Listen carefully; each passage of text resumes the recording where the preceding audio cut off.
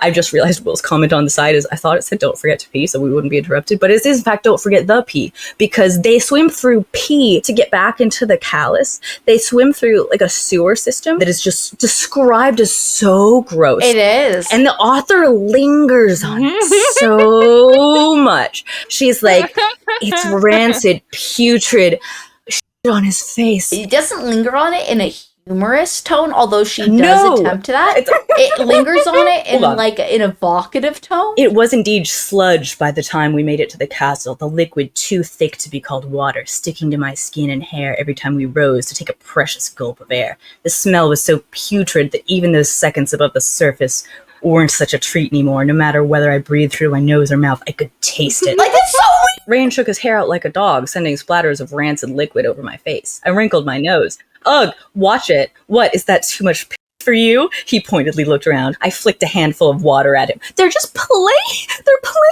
They're playing in poop. This is right after the first sex scene of the book. The tone is so weird.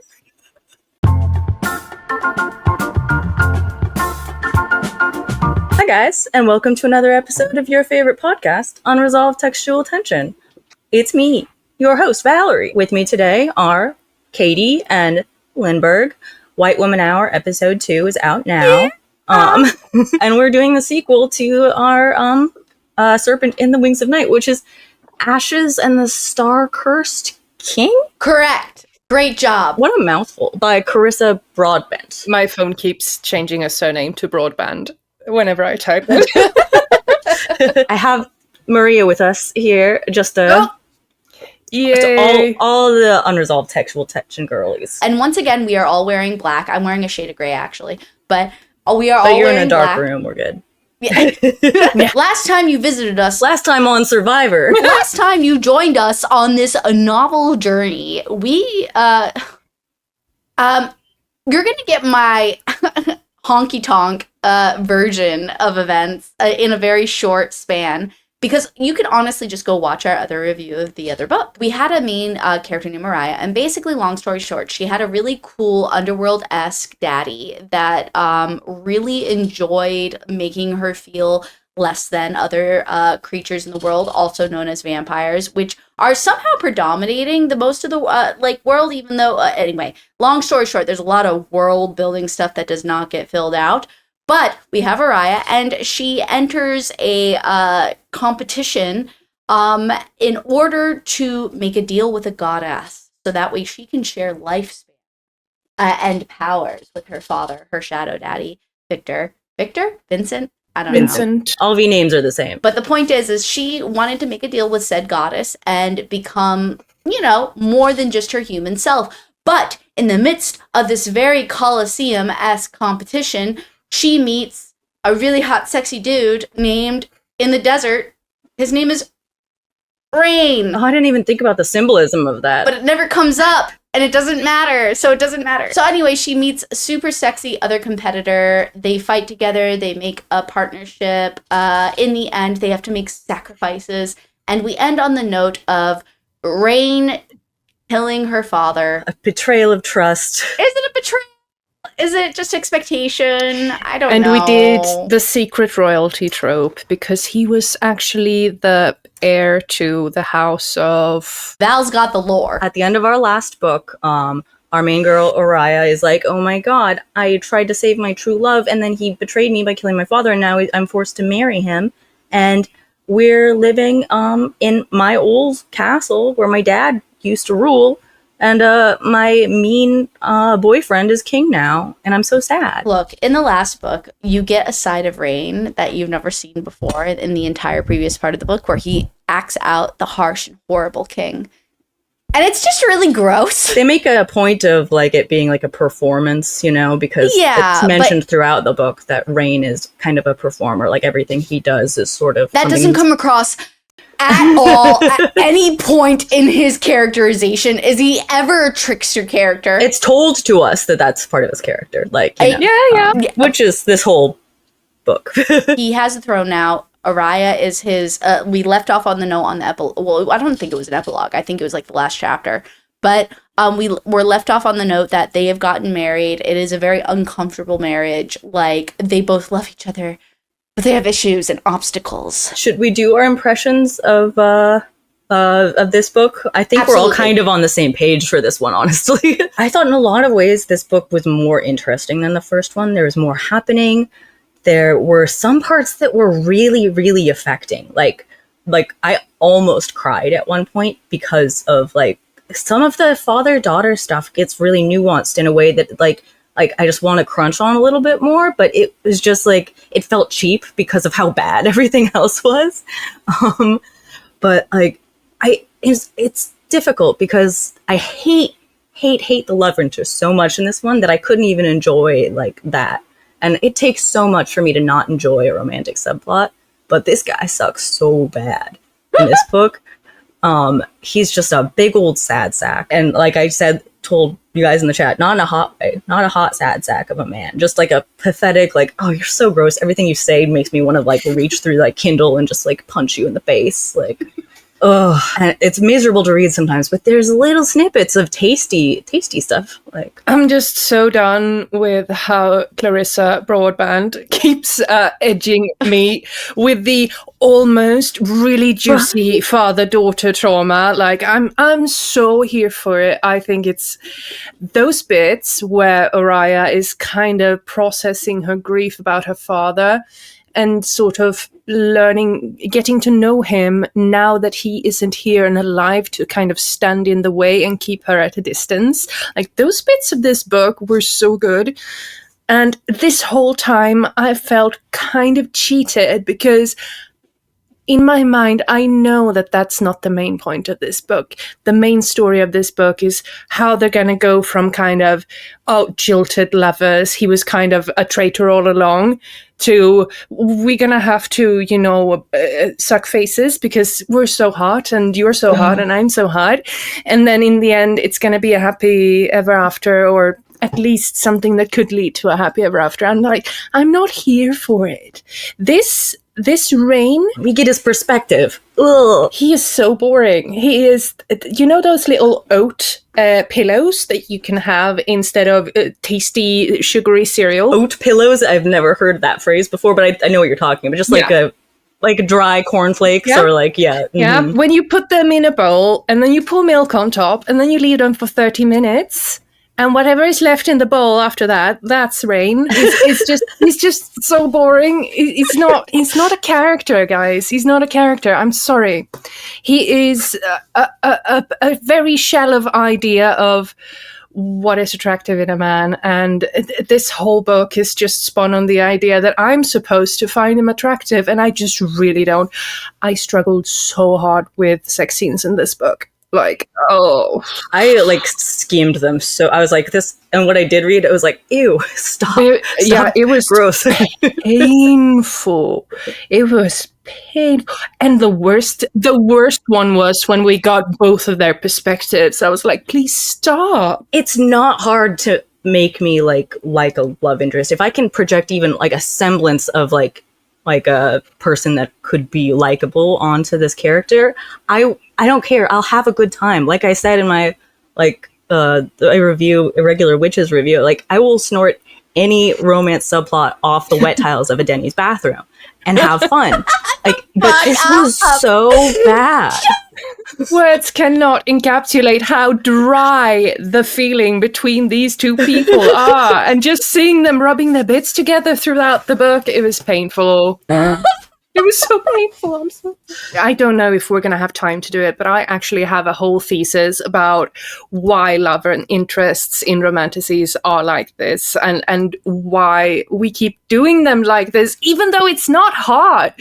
Like, that Septimus, the main antagonist guy, who turns out to be the biggest shit. Like, in the middle of the book, I was like, we'll get into it when we get there. I know. Lindbergh and I were on the same page where we're like, Septimus could have been the real love interest. When you guys were talking about it this morning, I was like, actually. I was like, can we just kind of, anger Fuck him. It's because at the end of the last book, like we were like, ooh, is this going to be kind of like a spicy, angry kind of like romance between like two bickering like people? But no, it's not. It's not. It's so much more vanilla than that. We could do a true enemies to lovers, and it would have been good. That actually would have been, like, how hot, before I give you my feedback, real quick, how hot of an introduction to someone is it?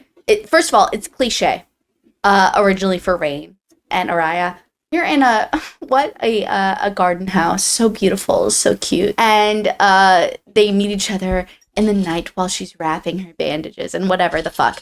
And meanwhile, when she meets Septimus, he's like, "You want a cigarillo, darling?" And I'm just like, oh my god, absolutely, give me that cigarillo. He could be the effeminate little weasel that you wanted. Like, yes, not the ferret that you found, the weasel that you wanted. The thing is like, this book is much more competent than the previous book. If you liked the first book, you should read the second book. Absolutely. I feel like I maybe should have started with that. For people that actually value that kind of quick, like, oh yeah, I want to read it. But the point is if you read the first book, you will love the second book. That being said, read the first book, loved the first book is what I meant to say. Excuse me. There are many people, I'm sure, that read the first book that didn't like it, such as me and these other two ladies. But that being said, this book was fine. It was fine. It read like a fan fiction that you read and you were just like, oh, I always wondered what would happen if that happened. And then you just kept reading and you were just like, I mean, that's appropriate, I suppose. And I mean, that's fine, I guess. But you really didn't introduce anything interesting, nor did you explore anything that was like in some way literature. You know what I mean? Like, and I don't even mean like highbrow literature. I just mean like, oh, you revealed something about myself that I really enjoy. Like, I've read Nora Roberts books, and maybe like you guys don't know who Nora Roberts is, but basically yeah. Oh, if you both know, I feel like everybody else knows. Nora Roberts, like, if you're reading her books and you're like, wow, that was really revolutionary, yeah, like, it's kind of like, wow, Nora Roberts, you did good. Nora Roberts is what you go into. When I was a kid, I used to go in the romance section and look for the sex scenes. Yeah. Here we call it chicklet. It doesn't satisfy that kind of philosophical need that Nora Roberts provides. There is a lot of plot building and a lot of world building that goes on, but in such shallow and ineffectual ways that it becomes all just like white noise in the background of this novel. And by the time you're done with it, you're like, wow, I guess I read 19 hours of a book, but I really don't feel like I read 19 hours of a book, except for the fact that it's taking 19 hours out of my life.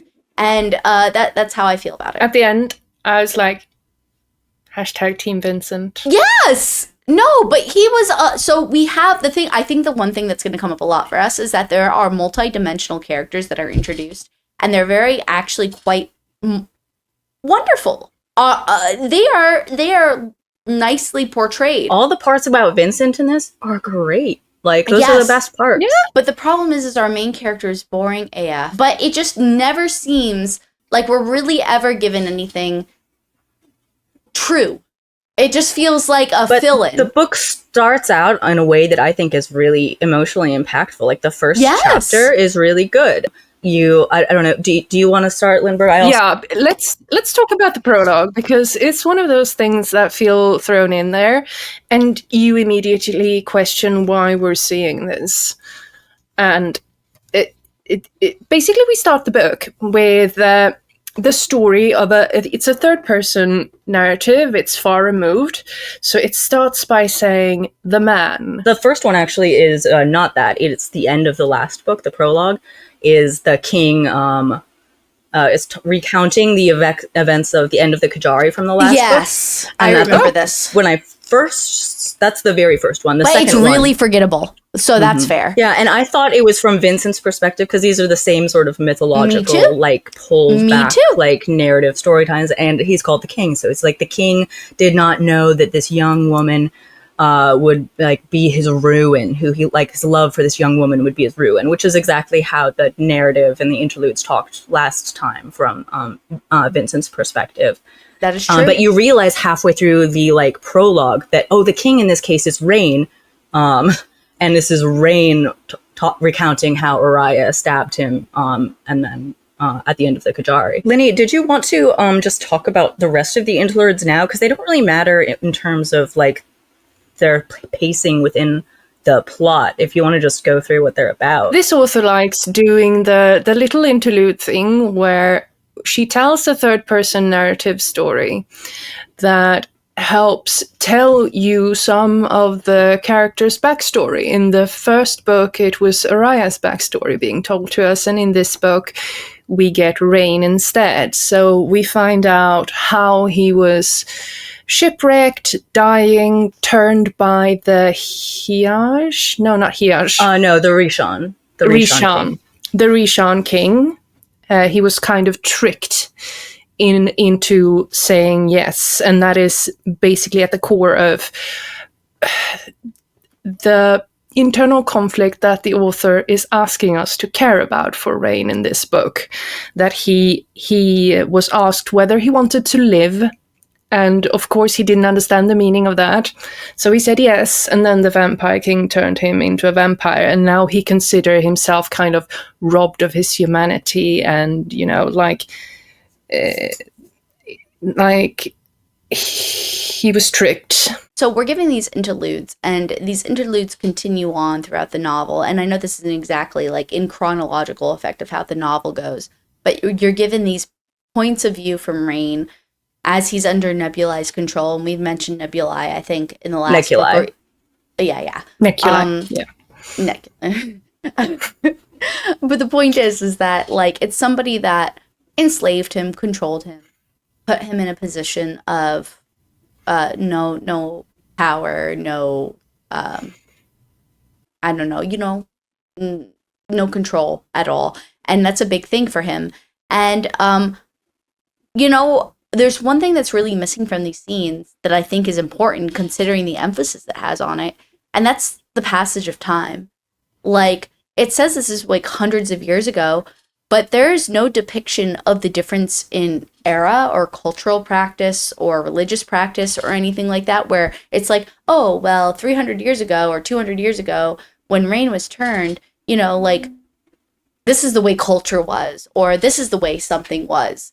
And now it's changed. And that seems to be a particular emphasis in the book. And so I think it's I think that that's part of what's missing in the chunky meatiness of the story, is that despite how much time changes in some of the characters' perspectives, time is irrelevant and it's all the same time, which is not true in experience. So that is a good point. Yeah. We're suffering some of that weird stagnancy of culture that we see in the world of A Song of Ice and Fire, for example, that some people have a lot of heated feelings on. Yeah, just like culture is frozen for these immortal people just because it's convenient. The author doesn't care about the world building enough to flesh out what it might have looked like back then. And I get that maybe time passes differently. Maybe I don't know. There should be a change. That was also kind of the feeling I got from these interludes in between the stories, that the author is on page feeding us the backstory of Rain and how he ended up doing this big bad thing to Aria. And it really, what we're given could have been like, oh, he was broken down, he was misused, abuse leads to circles of abuse, hurt leads to more hurt. No one comes out of terrible abuse a great, morally superior person, and so on. No, that's not what they're there. They're there to make us feel sympathy for Rain, and we be like, oh, he didn't really have that much of a choice, guys. He was just trying to do the best. And why shouldn't Aria now? He needs a nice pair of boobies to make him happy. It's the author being like, look at my sad little boy. He's not so bad after all, is he? Look at him. Look at how cute he is. That is exactly the way Val says it is. That is the way he is utilized. And that's why he feels like nothing but a piece of cardboard cutout. And it makes you hate him. Like my Loki Tom Hiddleston cutout that I had back in the day that I used to be like, Tom Hiddleston, I love you. She's like, look at my little paper doll. Look how cute he is. Look. And from page 1, you get that impression of him because we ended up the last book with this really sour taste in our mouth where he kills Vincent and Aria is really distraught by it. And then he forcibly marries her so that she won't get executed. And he himself presents himself as, oh, I'm kind of saving you, you know, I'm keeping you alive. And it's not really something she asked for. So we end the book with that sour note. And then now immediately we're like, oh, look at my little Rainy. Isn't he a wounded little bird? Do you guys think I should do a lore dump now before we get into the plot? Do it. Just fucking do it. Do it. Okay. Get it over with. There are 3 houses in the vampire kingdoms. One of them is the House of Blood. They have a curse. It's still not entirely clear what the curse is. I think they just they have more bloodlust or something than other. I don't know. Like, it's something like that. Yeah, if I remember correctly, it has... I feel like I remember reading... Oh, I didn't read anything. I listened to it. But if I recall listening to it correctly, I'm pretty sure they did something to upset What's her name again? Nyaxia. Nyaxia, thank you. Necraxia. Oh, Yes, yeah. they were her favorites, and they were flaunting it in front of the other vampires, and Nyaxia got really mad, and she cursed them. And in this book, we hear Septimus say that the curse is Septimus like some is kind of disease that affects them. Yeah, Septimus is He's the prince, the Bloodborne prince. Which is one of the 3 houses that Val was introducing. Next, we have the House of Shadow. We don't know a ton about the House of Shadow because there aren't a lot of main characters from there, as far as I know. Except for our one little character we get flung at us like a frisbee. We'll get to it. So, Shadowborn vampires, we don't know that much about them. And then the other one is the Nightborn vampires, which I did not know this until I scoured this book that the Rishon and the Hiaj, the Featherwing and the Batwing vampires, are only Nightborn. They're only within the Nightborn house. None of the other vampire houses have wings at all. This was a discussion we had beforehand, and by discussion I mean a brief interaction where somebody asked, I'm pretty sure it was Val, or somebody asked, are the Hiaj and the what's the other one called again? Rishon. The Rishon are so. It seems to be that these are 2 separate races of vampires. And from those 2 separate races, without Val's input, I would have assumed were equally distributed because I felt like it was never explained. That's what it seemed like when we were reading it. Yes. It seemed like it was not clear that it was all within the House of Night. And because, it's just... Maybe she mentioned it once or something, but it was not enough to... No, I don't think she mentioned it. And if she did, it wasn't in a way that felt comprehensive in a way...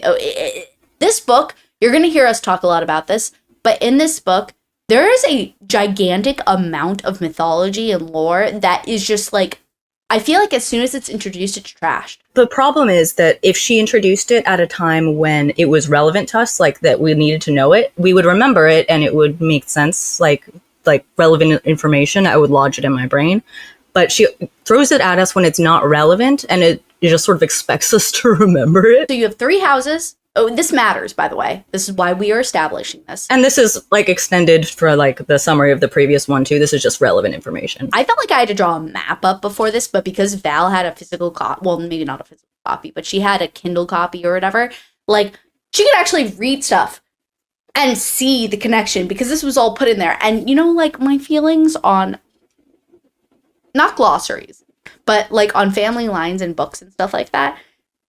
If it's not just made for fun and you have to rely on it, I feel like there's been a detriment in the writing style to some degree if you can't understand it, and that definitely is the case here. Can I do the first scene with Aria? Please do. Can we get into it? Let's yeah. So again, like I said, this first chapter, I was like, damn, this is kind of hitting because we wake up with Aria and her Aria in her childhood bedroom where she grew up, where she's now a prisoner. And it says she's Vincent sort of lives in the places between waking and sleeping. When you wake up and you're in a half dream kind of, and you think it's still real. And she's like, oh, my dad. And then all of the sorrow and pain of having lost her father hits her all at once, and it's just like she cries herself to sleep every night. Like the way it's handled in the prose, I thought was really effective. Like, and like I felt it. I did too. Like Rain comes in and then he's like, knock knock, princess, here's your dress, come with me to the throne room. And she's like, fuck you, but also you're still kind of hot though. And I'm just like, okay, way to just completely derail like everything that you just gave me. Like, oh my god. Immediately, like if I was having a breakdown, I've suffered a terrible loss, the last thing I would want is for my loved one's murderer to come in and be like, hey, wanna banter, let's go up to a party. That's crazy behavior. I feel like I've experienced a simulacrum of this, but in a completely different fashion. Obviously, my father was not murdered by my lover. But I remember a betrayal I had by a male party, and I thought to myself, despite the fact that I still find them attractive, I still find them outside of this thing, I still found them disgusting. Yeah, exactly. And I felt very, very torn in that moment, from the disgust to the, that person I thought I knew, I'm very cozied by, and I kind of like, I'm fond of you. So there should be like a weird combination, I feel like, of fondness and absolute like visceral disgust. Physical attraction isn't that like strong of like a bond. It doesn't come up. It comes up as if they've been friends for a while, almost. She does, like she's like, I couldn't like stop my attraction to him, and I'm just like, no, you can't. The thing is, when someone you love and trust betray you and hurt you, that leads to cognitive dissonance. Mm-hmm. And what the author is immediately doing is like, oh, let's forget about this. Let's just, move on with our lives. And you can, it very much, regardless of who you are and what level you feel this as, it's because, like, I would say maybe most people, as they read it, wouldn't feel it as viscerally as as we've so far described it. But it really is truly that. Like, you have to think about the fact that this is a traumatic event, and it's being really, it's not being brushed under the table. It's because it's constantly reminding you of its heft. And so it's irritating in some ways, but at the same time, and also a detriment to the plot line, in my opinion, in many places. But like, that being said, initially you can tell the focus is more on like, oh, let's make a badass scene. And it's like, come on, man. And it doesn't make any sense either. It's because in the next scene, as we're about to get from, I'm sure, one of these two lovely ladies, because I'm not going to be able to give it to you as nicely. I got us covered. There's a scene where Rain at one point is just like, fuck it, I don't care. I'm so angry. Make a reckless decision. Kill someone. And later on, much later on, I remember very distinctly thinking, this is gonna like, he seemed not to care in this moment. Like, we're giving a very blasé-faire character who's like, I've lost everything, even my lover's love for me. So I'm just gonna go balls deep into like sadness and like depression and taking revenge. And that never truly comes forth. So the character is just like, whatever. It's just a pretend version of himself. But later on, like, it comes back to bite him in the butt politically. And he makes so many stupid decisions as king. It's like, and it's told to us over and over again what like a good king he is, and I'm just like, no, stop. No, he is so incompetent. Yeah, we're gonna get into it because it comes up so much. Like, I've got so much to say. Anyway, next scene. Sorry, do you have one more thing to add, or should I keep going? No, not really. I was just gonna say she gets a really sexy dress, and she's like, oh, I can't look this sexy in front of people because I'm like, so I've been like trained not to feel sexy. It's because, oh yeah, she literally thinks in her head, she's like, Silk, where are my leathers? I miss my leathers. She goes down to the throne room with Rain. She's like, what's going on? And Rain is nervous. She can tell because they're so in tune with each other. And he is meeting with some of the old Rishon nobles that he knew from back when he was a slave under the last Rishon ruler, Neculi or whatever. Also, not just a slave. A sex slave. No, that's like an understatement, almost. Like, he was like the thing. A shuck toy. Yeah, it was really bad. Yeah, it was terrible. We're smiling, but it was terrible. It's nasty. But like a lot of the people he's meeting with here, who is called to his castle, are people who he knew when he was a slave, or who actively did some of these things to him, or at least enabled some of these things that were done to him. So he's nervous, but he's trying to put on a brave face. It's like he's like, I'm putting on the old king's face, even though I hate the guy. And can we just say, like, real quick, this would have been such an empowering moment if he actually overcame mimicking his predecessor instead of acting like his abuser, instead acting like himself and overcoming that and outwitting people in these moments politically. Right? Like, we had little political machinations and we had him outwitting them verbally or physically or planning wise. We do not see how competent he is at all. He's not competent. He's not. He's just a performer. He just puts on a brave face and makes stupid decisions, like, over and over again. I will fully buy that someone would take on the guise of their abuser in order to seem strong to others, because this is how they have been conditioned into perceiving as strength. Like, this worked on me, so it will work on other people. But the way Rain does it is kind of like a cheap parlor trick. He doesn't believe it, and he doesn't have a plan. He's just getting through this scene and then getting through this scene. And there's no growth arc to it. It doesn't come to, I need to be myself or to be a better king, or need to let go of this mask. But there is no arc like that. No, it's just brain off. The Richon nobles come in. He's like talking to them, and he's like counting their heads, and he sees Martis, I think, who is the younger brother of one of the nobles who was real bad to him when he was a slave. And he's like, where's your brother, man?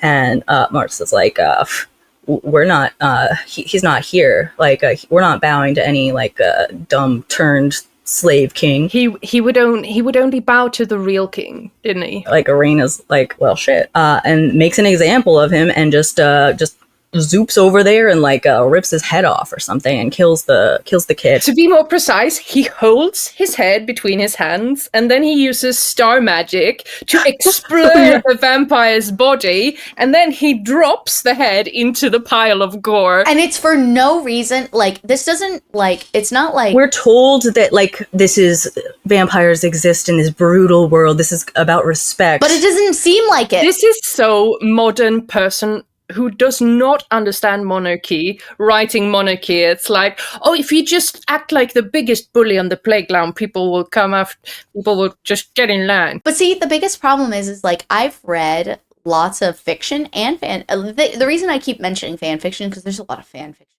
this particular kind of relationship. And it's ways of people interacting their fantasies and stuff like that, because it's usually of a sexual nature. But the point being is that usually when I'm given this mode, at the very least in good versions of it, it's because for a reason. Like, we are in some barbaric society, like, where I'm like, oh, yeah, no, obviously this is like the only way somebody can express themselves this way. Or it like, you know, Khal Drogo pouring hot gold on his brother-in-law's head. You know, it's like gold for king. Like, yeah, that makes sense. In that moment, that display of power. In this moment, it doesn't make any sense, because he's actually actively thinking to himself, wow, the brother of this man I need on my side. So I'm going to kill him so that way his brother's on my side. And it's like, no, dude, like, you've already reasoned out it's the worst when an author reasons out in their exposition. She does this so much. She reasons out why it doesn't make sense, and then she does it anyway, and she's like, yes, this doesn't make sense. And then, but it happened anyway, and it works out. It's like she's trying to hang a lamp on it, but like she doesn't put the like lampshade on right, and it just falls off again. Or even nail it into the ground. She just shoves it into the soil, and she's like, yeah, I guess this will work. And you lay it, and then it's like slowly but surely.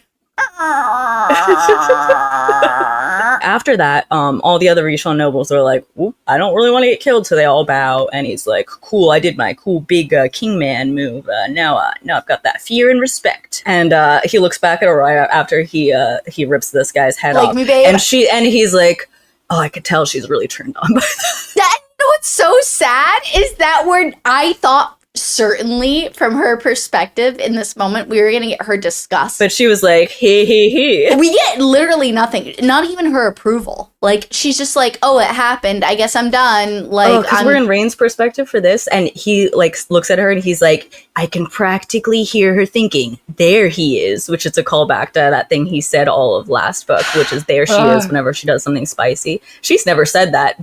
I don't know why he would think that that's something that goes through her head as well. It's because if you go to Hot Topic, you can see it everywhere, so it's fine. It's because everybody knows. I fully buy that he's the kind of megalomaniac who's like, everyone thinks like me, so of course she would be. So we learned that Rain is also allied with the House of Blood, the Bloodborne vampires are his allegiance, because Septimus sort of approached him during the Kajari or before or after, I don't like during or before. It was before, and he was like, yo, ally with me, and Rain was like, nah, bruh, I'm not interested in that gay stuff. And then our little Cigarilla boy is like, hee. Maybe you don't do what I want. I'll hurt the little bitch. And Rain was like, okay, I fold. I mean, realistically, in the Kajari, what happens is that obviously Aria's gonna die, and Rain is like, or Aria's gonna fail, and you know, like Rain is like, no, don't let her fail. I love her. I'll die for her. But then he comes back to life because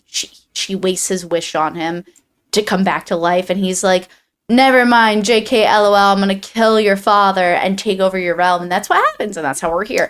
So anyway, Septimus is like, yeah, so actually I've been machinating in the backlines all this time, and slowly but surely you learn as we're going through the summary that he's like, you know, I'm actually after these, like, we'll get to it because it's we're not quite there yet. Yeah, we aren't, but he's just like, I'm here for a reason, you don't know why, but I'm your advisor. I forget, does Aria break out and go to the study before the big fight breaks out? Do you guys remember? Yes, I believe so. So first Aria she uses her little night magic. She's back in her room now, and she breaks the locks on her door, and she's like, cool, I'm gonna be a little sneaky assassin.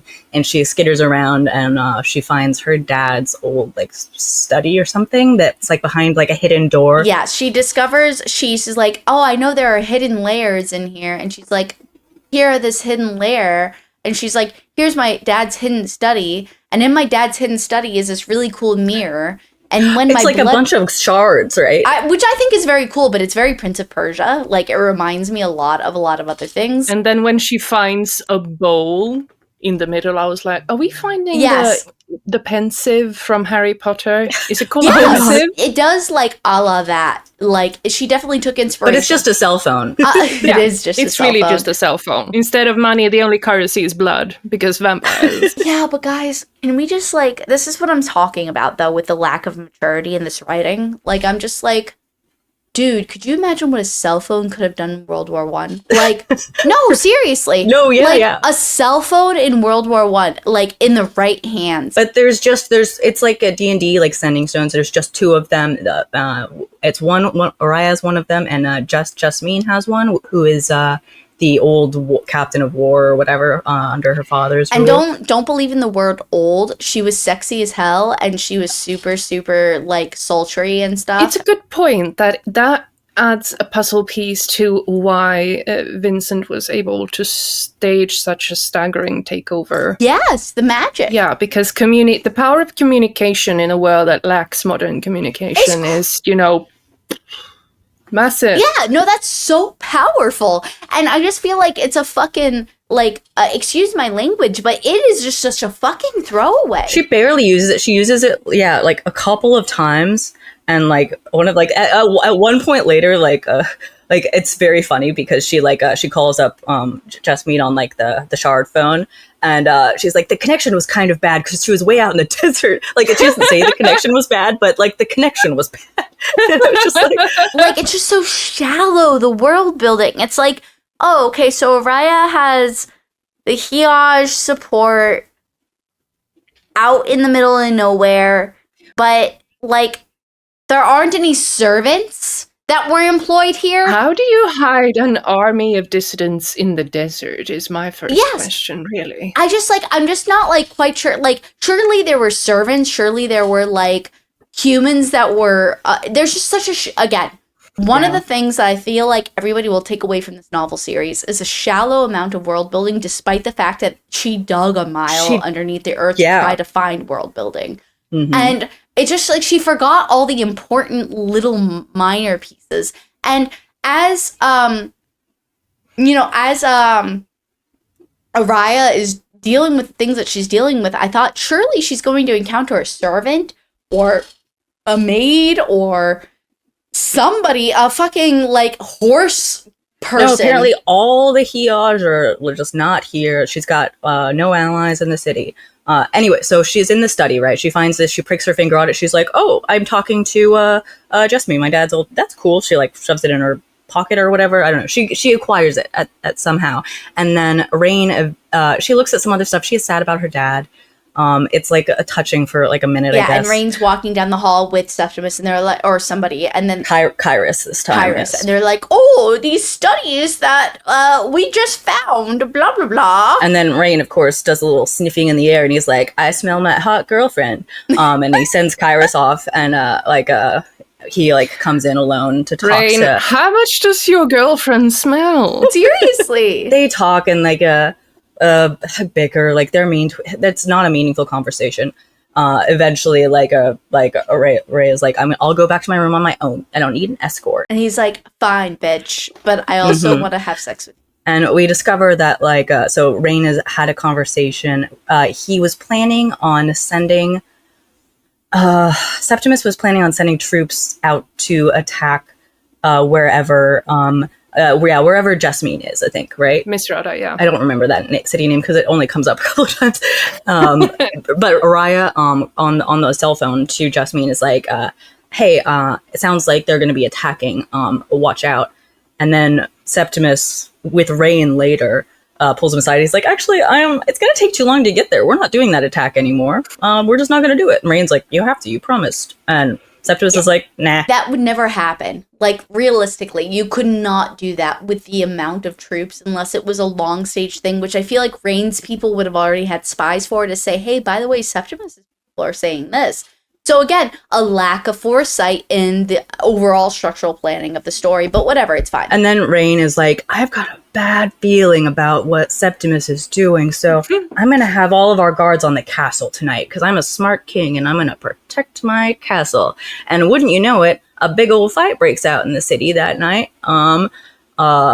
Jessamines attacking the armory or something, or trying to. There's just a fight. Yeah, Aria told Jessamine to go for the armory to stage the takeover while the city was left bare. You know what I thought was going to happen is so while Aria was discussing things on the mirror cell phone with Jessamine, I thought, okay, with the change of things, I thought that Jessamine was going to think that Aria set them up for her lover Rain. Yeah, honestly, I was surprised that she didn't think that. She should have. Realistically, she actually should have. It doesn't make sense that me, an American, this age person, just reading a fantasy novel is like, oh, wow, this might be a thing. And then the person doesn't think that.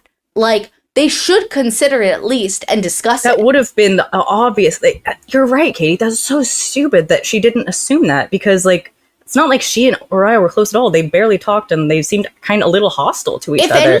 If anything, she should think, oh, you are just like a human who is thinking short term. Like, you're stupid. Yes, exactly. Like, you don't know anything. And she should know that Aria is very sheltered and doesn't know anything about war. And this woman who has been doing her job this whole time, like, shows up and gets attacked by an army. Like, why on earth would she still trust her after this? It's just this blind loyalty to your, like, next of kin. It's so dumb. The story needs her loyalty to be absolute to the crown in order to function.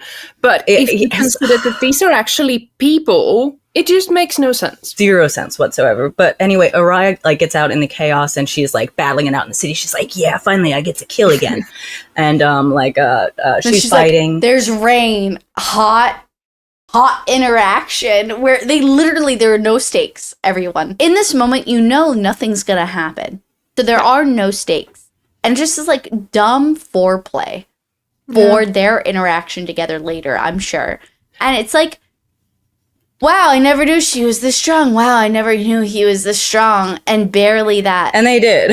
It's just word salad. Like, oh, we fought. Yes! I know her patterns, but it's different Ugh. now because she's not holding back. And they're fighting side by side, and they're like, oh, why are we helping each other? Why aren't we killing each other? I don't understand why we're not killing each other. This is... And I understand perfectly. You're horny. You have some type of relationship with me. Wow, I can't believe that I would have control over you. And it's because it's a lack of...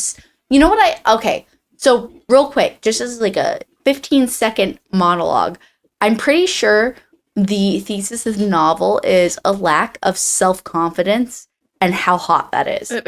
You think this novel has a thesis? No, but like that's their okay, fine, rephrase. Their relationship is how much of a lack of self-confidence I have in myself and how much more confidence you have in me and how hot that is. It's just two people relying on each other for self-worth, and it's really boring and stupid to... Wow, you just hit it the fuck on the head. Yeah, and if the author was aware of this toxicity, that could have been, an interesting dark romance, like toxic romance to investigate, but it's just presented to us as something good and healthy. They're good people. They're good people, so they should smash, and it's sexy. At one point, Aria takes like an arrow to the chest or something, and they go back to the castle, and Rain is patching her up.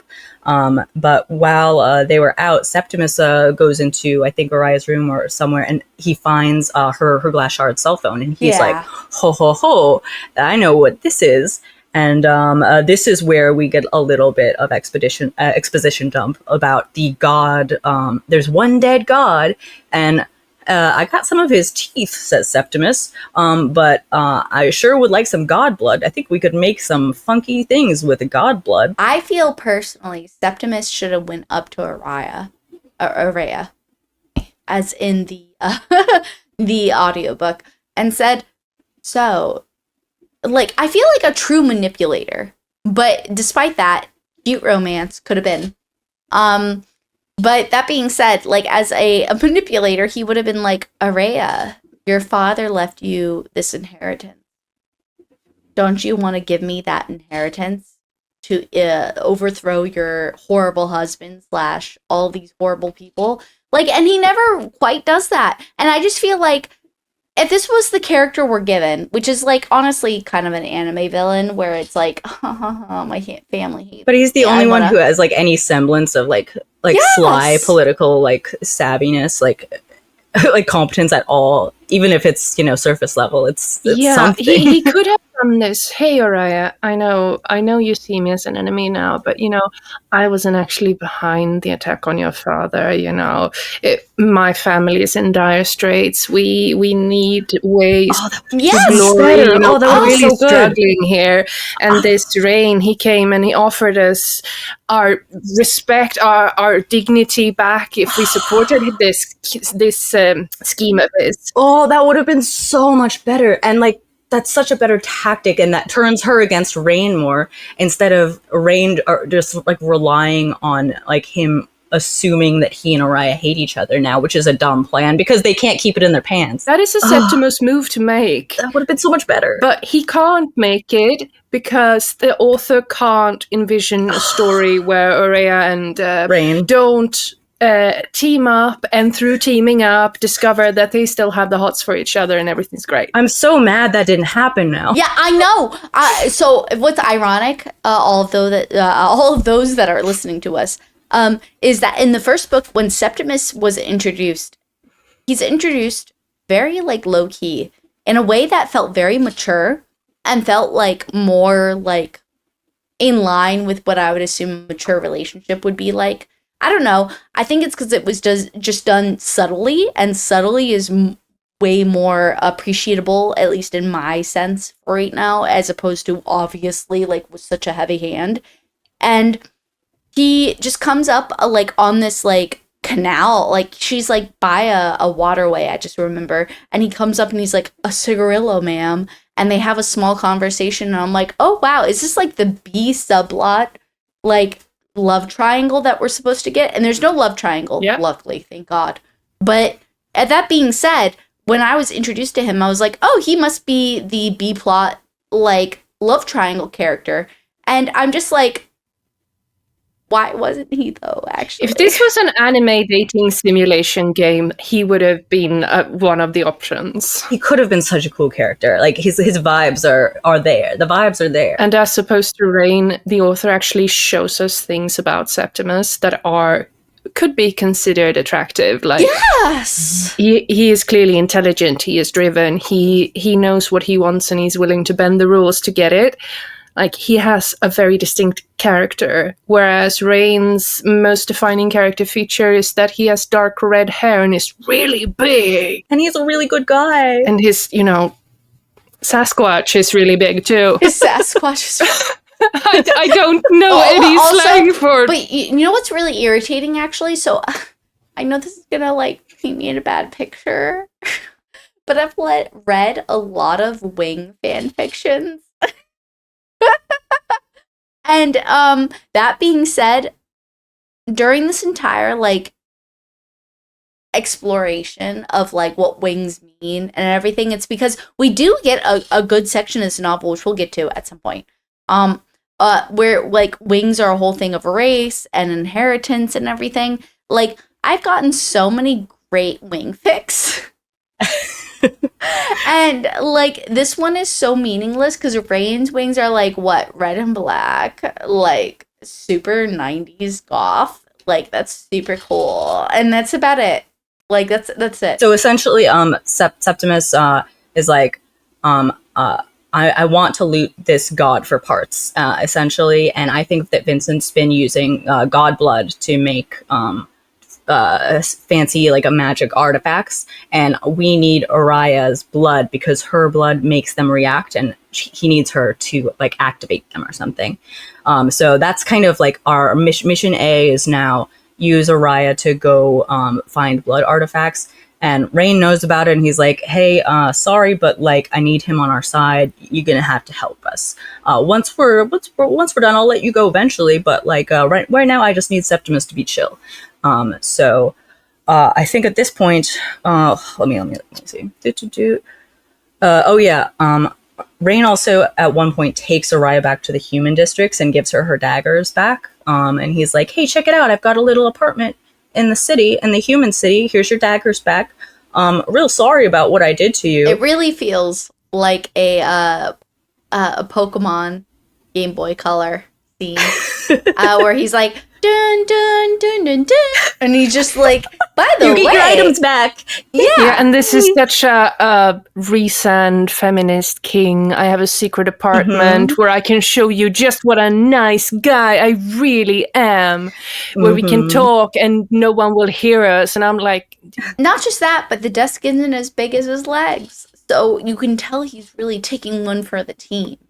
And so that literally is a whole detail point, guys. Yeah, her daggers have lost their poison. They're not poison daggers anymore. Yeah. They're just regular dual blades. But you're right, Katie. It is like that. Like, yay, video game music. I got my weapons back. Doodly doo. +5 vitality. Minus poison effect. After that, Rain's like, by the way, I'll let you roam around the castle now. It's okay. You're not like a prisoner. You can walk around. And she's like, oh, how nice. And she does. And then she does. She walks around. And then, surprise, Misha's back, everyone. Did we all miss Misha? No, not at all, because she's literally the most shallow character in anything. She's so bad. panic pixie dream friend. Every time she's on screen, I'm just like, oh my god. Like, you can tell the author kind of expects us to be like, yay, Misha's back. Everyone loves Misha, fan favorite. But like, it's like, again, like when Will and I were reading Irregular Witches, like, and there's a character you can tell the author just loves to pieces. Like, she's waiting for claps every time she comes on screen. And I'm like, I don't know this girl. Who is she? She's boring. We find that Misha was instrumental in pushing Rain to actually take back the throne, which is in turn instrumental in killing Vincent, which hurt Aria, our main protagonist. And we're supposed to be like, yay, Misha's back. Misha is so... We'll get into it more as the plot goes on, because the author insists on trying to make her important because she's going to be in like probably the main character in the next duology or something. But the thing is, she doesn't actually do anything in this book. She should not be here. The author was like, this character was a throwaway character, even though it never should have been one. because of the inherent necessity of this character in so many ways. But like Misha sounds like a dog. Like already, without me even trying. She is little more than a dog in the plot. She's just like, Yes. bark, bark, bark, look at me, how cute I am. Scathing criticism.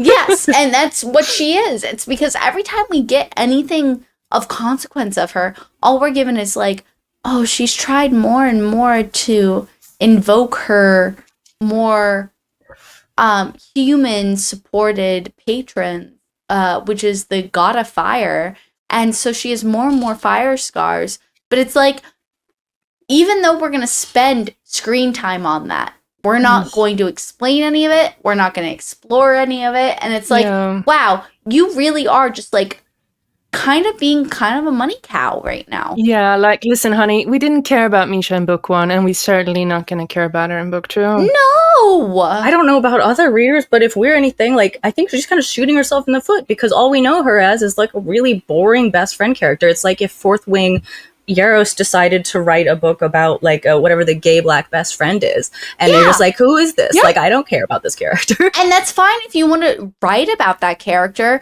but don't include her and include such valueless moments of her in this. And so it's obviously just like a plot point. Anytime any of you have watched like any sci-fi reenactments of books, or anytime any of you have seen anything and you're like, oh, look, there's that one Tolkien character that just like is doing that one thing, that's her. It's not a compelling like sketch of a main character at all. It's a weird choice, I think. It's a really weird choice. Anyway, Misha's back, and like, oh, Rain is so happy to see her. They talk a little bit, like, you know, about what happened before the Kajari. Yeah, bro, I'm so glad you're here. And then like, surprise, Misha's gonna be Aria's new bodyguard, and Aria's like, oh, I'm so glad to see you, my friend. And I'm like, yeah, okay.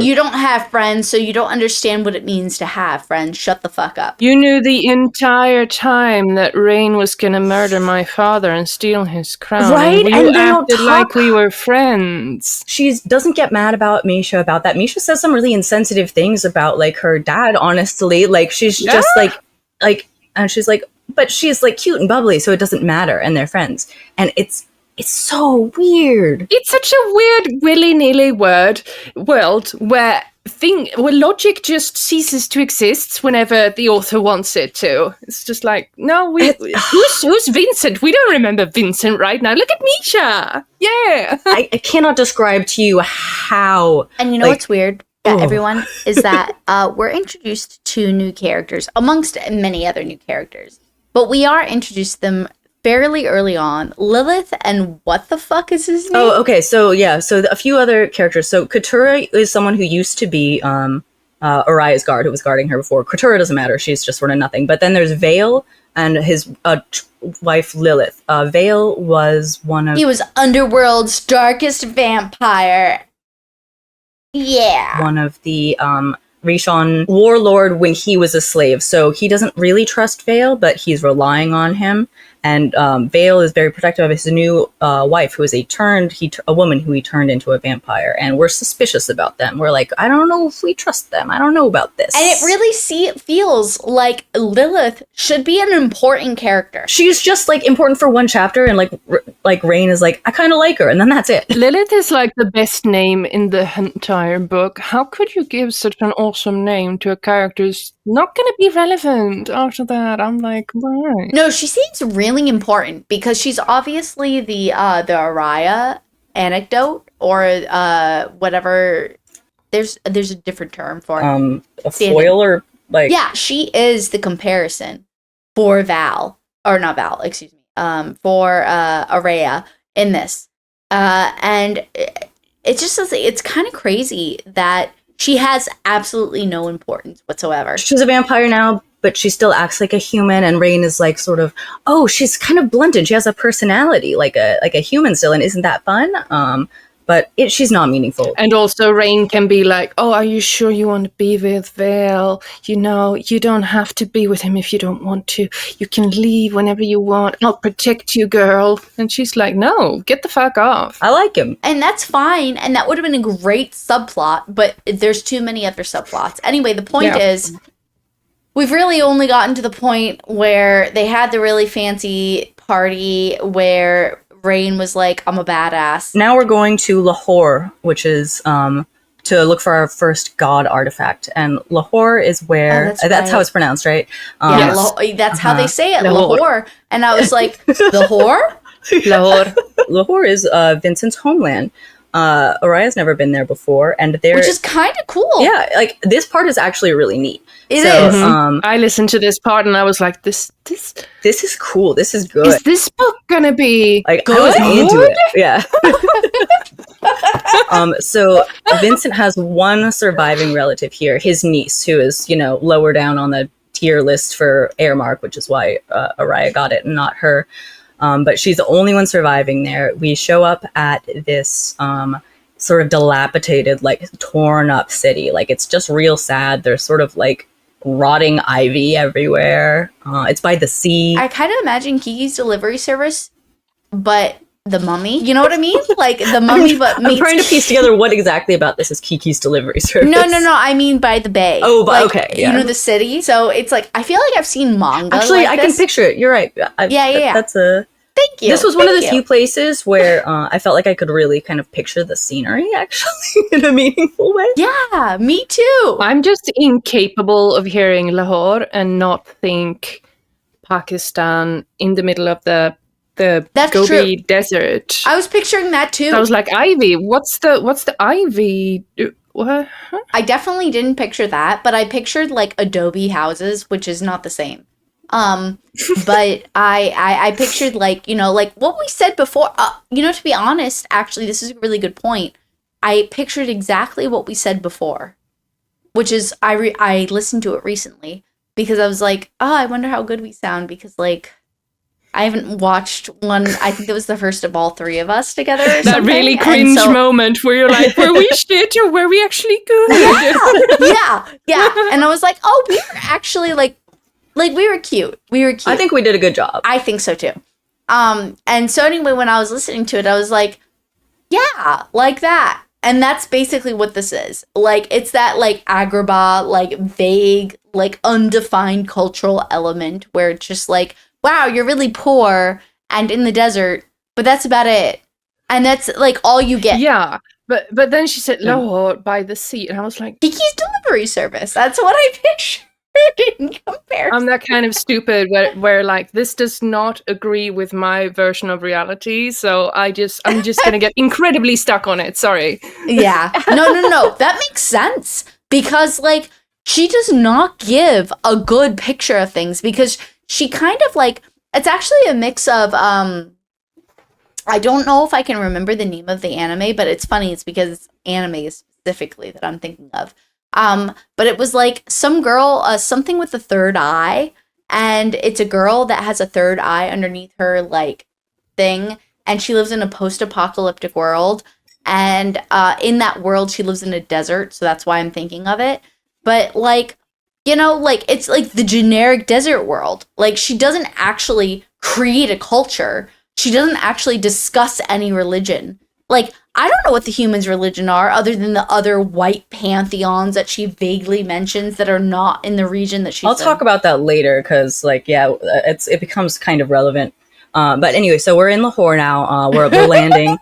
So we got to stay focused, guys. We got to stay focused. It's super dilapidated. There's ivy everywhere. No one cares about it. They knock on the door for what's her name? Evlina? Is that? Yeah, Evlina? and then she's just like, "I'm a youthful forever princess." This is actually kind of interesting because they do mention that her clothes are super outdated. Like she's wearing some like frumpy old dress. So they do reference some like old culture things. So you can tell like this place is super isolated. She's like way behind on the times. Her vibes are weird, man. She's like Sailor Moon vibes. Yes, and she doesn't open the door. A creepy blonde-haired, blue-eyed like child vampire opens the door. And she's got a whole bunch of like child, blonde-haired, blue-eyed child vampires, like, at her service. The vibes are so creepy. It's deliciously gross, like, every turn. Yeah. And, like, she's just, like, she's like, oh, it's so nice to meet you, like, a cousin or something, like, when she meets Aria, and she, like, puts her hand on her shoulder and, like, digs her fingernails in, and, like, Aria starts bleeding, and she's like, oh my god. That was the best writing of the whole book. Such weird energy right off the bat. Yeah, I was like, okay, so this is weird. And everyone's just sort of, like, side-eyeing each other, like, we need to look at her, like, Vincent's old stuff, so we need her, like, to like us, but, like, yikes. And she's like, this is great. I'm gonna throw a feast for all of you guys, my lovely guests, and, like, all of my little blonde children. Like, the feast hall is all decked out, and there's half-dead, naked humans lying on the tables, just bleeding out, like, suffering and, like, twitching. Ah, finally, some good shit. Yeah, and everyone's just like, oh boy. And she's like, this is gonna be great, everyone. We're gonna have so much fun. And, like, which is so cool. Like, this is a vampire party. It's so cool. I really was hoping, I know this is dumb, but I was really hoping that Septimus was going to break in this moment, actually, specifically. Why? Because, like, he seems very one-track mind, and he was like, I'm here to manipulate your husband, to manipulate you, so that way we can get what I want. And so and in this moment, we're very specifically told that Septimus is uncomfortable, at least a little bit. And I'm like, oh, so I want a ballroom dance where people are uncomfortable with the children they're dancing with. And I wanted, oh god, yeah, no, I wanted that. I wanted Septimus to be with a little girl and to be like, wow, this is fucked the fuck up. Like, this is truly a lack of decorum and culture. This is what it truly means to stagnate. And that would work in with his overall theme later on, as we learn, with him and his family.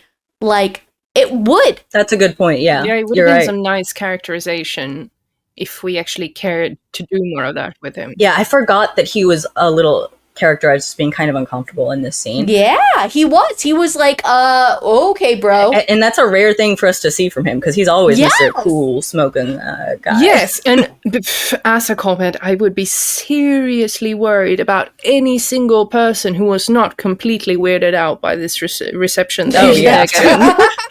So it's like, for me, in my book, it's like, Septimus, you might be an alright dude after all. You know what that would have actually been really cool is if they had had a few members of their vampiric society in there, and they were like, they kind of fell in love with that, like, ambiance, and they were like, oh, so these guys are weirdos.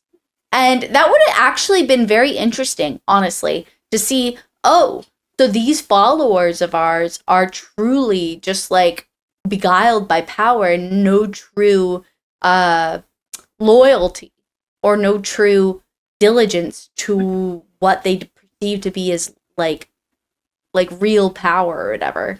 It's just like pure, like, in the moment pleasure. And that would have been interesting to explore, but whatever, it's fine. The vibes here are so cool. It's such a cool scene, like, and like she forces like, everyone's expected polite party manners to partake of the dying, bleeding out humans, so even Aria has to do it. Rain, like, does it and, like, tries to kill them quickly, and she's like, you took all the fun out, now they're dead. He's like, yeah, but all the better. I couldn't help myself because it was so delicious.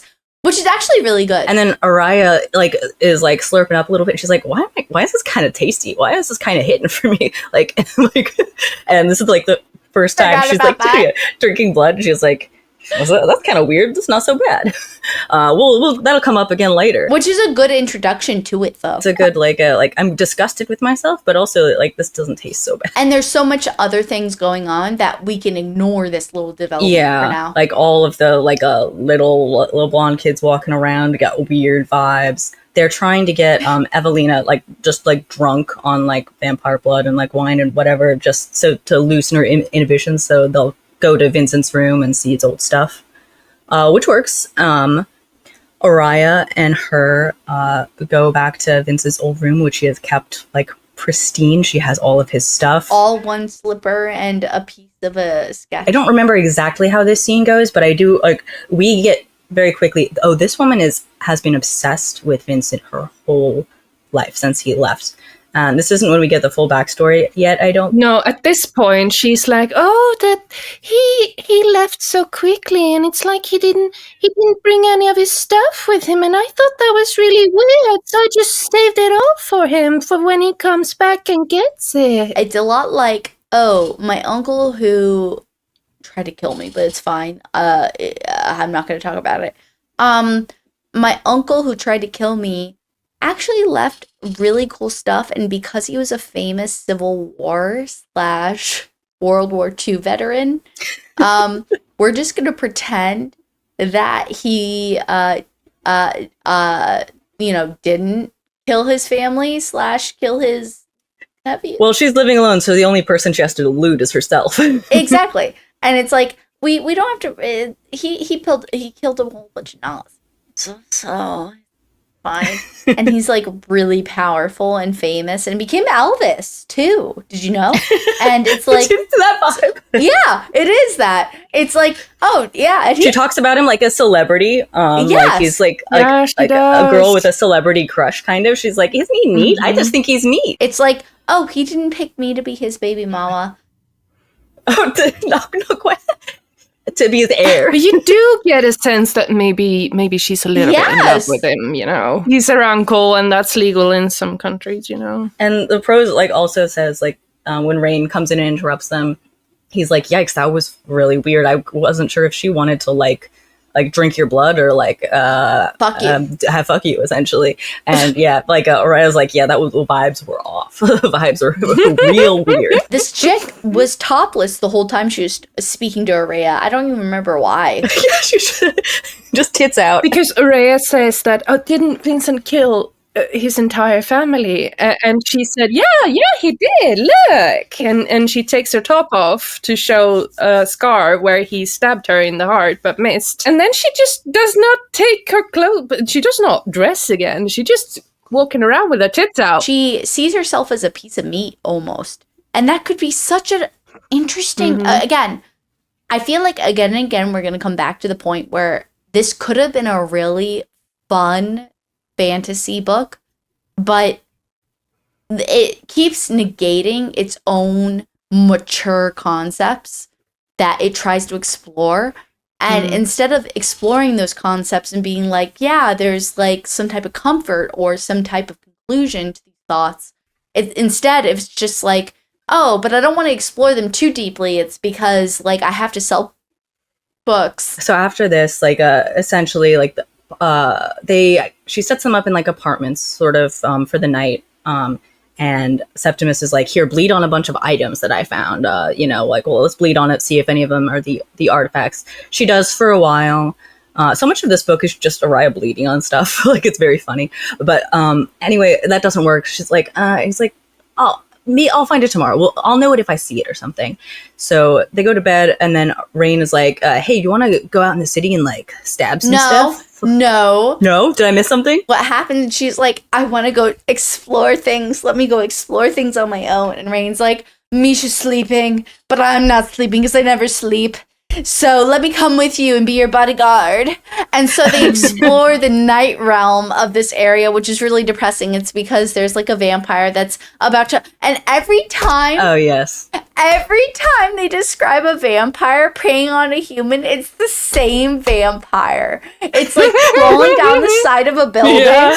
And it's like, oh, I'm so hungry. Like a fucking creep. Yeah, exactly. And it's like an insect. Like, honestly, the way they're described, it's like an insect, and no other vampires are described like an insect. But they're like, oh, let me beetle my way to this innocent human woman or child. Never a man, by the way. It's not even a subtle sort of, rapist in the bush allegory. No, it's like, let me scuttle down the infrastructure and like eat off of you. And so basically Rain and Aria see that and they're like, like karate. And they end up getting at this really interesting point, which is like a really high point, which is like it vaguely resembles, she doesn't realize this at this point, but it resembles something that Vincent drew, and they're on the high point. And then what does Rain say? Like, hey, have you ever considered, like, maybe you have wings or something? And she's like, what? No, I can't fly. I don't know if I could. I know if I could fly. And he sort of tries to tell her, like, I think you probably could. Like, it's worth trying. You're Vincent's daughter. Why wouldn't you? And as we know now, all Nightborn vampires do have wings, even the turned ones, which is not well explained to us. But anyway, she's like, yeah, I don't know.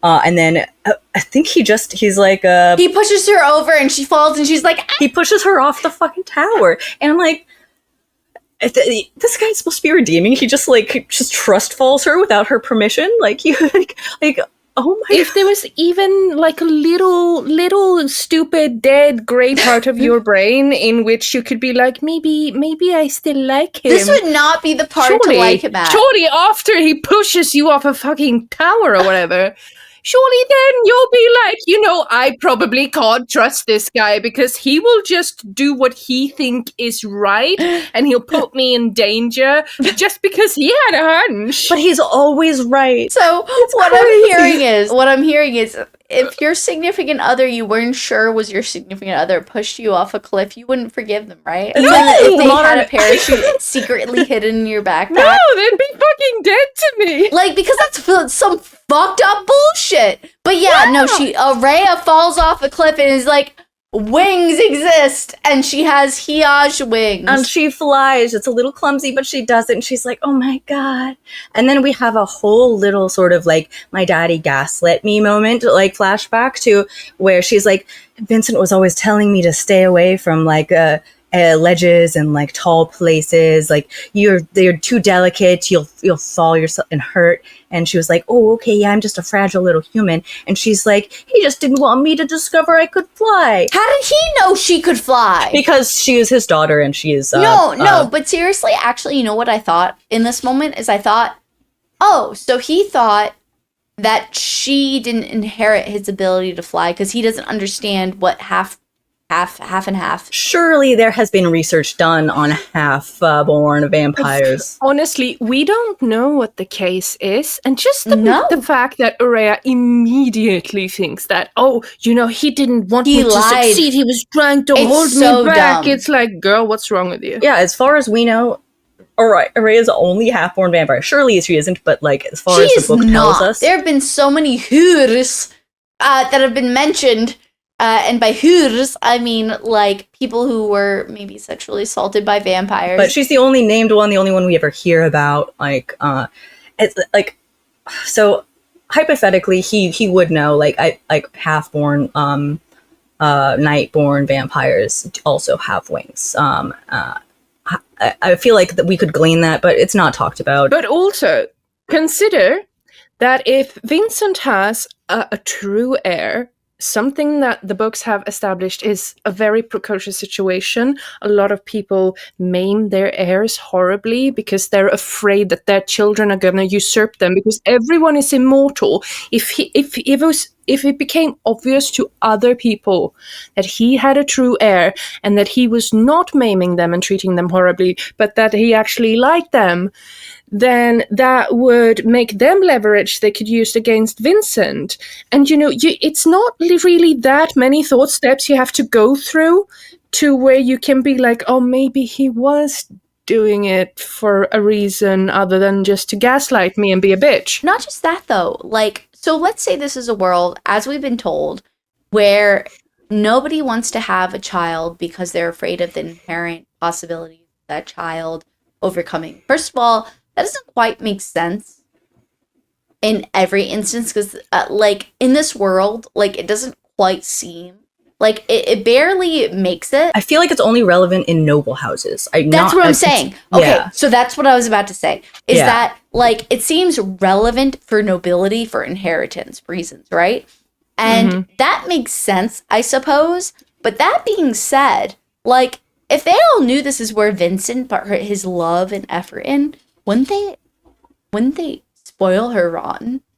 Wouldn't they be like, I want your favor because you're going to inherit his position? Like, I just don't feel like the logic behind all of the choices that are taken in this novel quite encapture the true way humanity ends up pandering to power inheritance. We talked about it a little bit in the last one, like how like bloodlust was supposed to be this huge issue, and in this one it's just kind of not a huge issue. It's not at all. Someone gets a little randy, but they can, they can just be polite and not do it. Yes! The inconsistencies are weird. Like it doesn't seem. I think he did just isolate her because he needed less not people to not know about her. It's something. Anyway, so Rain like looks at her with her wings and he's like, ha, I told you, your dad was scared of how strong you are. And she's like, don't talk to me about my dad. Leave me alone. I want to be alone. And he's like, okay, I'll leave you alone because I'm a nice guy and I respect women's wishes. After I murder their parents. Yes. And so he leaves her on the tower or somewhere high and she's like, oh, I have to get down. So she kind of awkwardly like... It doesn't make any sense. And what's irritating to me is when the authors call themselves out for making shitty decisions in a plot point. She does it all the time. And she does it all the time. It's like, hey guys, isn't this kind of dumb? And you're like, yeah. Yeah, it is kind of dumb. Why would you tell me? Yeah, and so he's like, yeah, I left her alone even though she could literally fly away anywhere or nowhere and die. We could have avoided this by dropping her on the ground, but no, we have plot things to happen. So she awkwardly glides down like, and as luck would have it, she crashes into a wall and looks up at the wall and is like, oh, hey, it's the thing I was looking for. So she looks up and she sees like these weird veiny wings like in the wall surrounded by a bunch of like nasty looking like glowy heartbeat It sounds stuff. like fungi and it sounds gross, and for 5 seconds I was like, oh, this is cool. Is this like a deity like fungi? And no, that goes nowhere. No, it's just the pendant. It's the thing that we've been looking for. She just has to like reach in and like take the pendant out, and this is the godblood item that we've been looking for. That doesn't make any sense.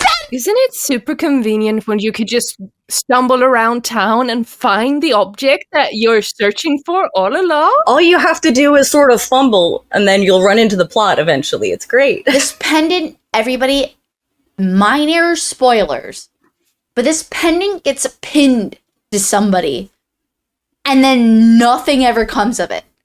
And it's like, this pendant was live-all, be-all of the ornaments of the past. And it's like,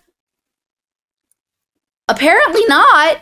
Like, it just, like, it's literally thrown... I'm sorry. She gets a flashback when she touches the pendant. So she touches the pendant, she gets a flashback to when her dad killed all her family. As Lenny, I believe, as you put it in the group chat when we were talking about this, he does an Itachi. Like, yeah, he does. Actually, that's oh my god, Lindbergh, shut up! You said he does an Itachi. I thought that was very funny. He kills the entire clan because he feels like he has to, and then he spares the little sibling.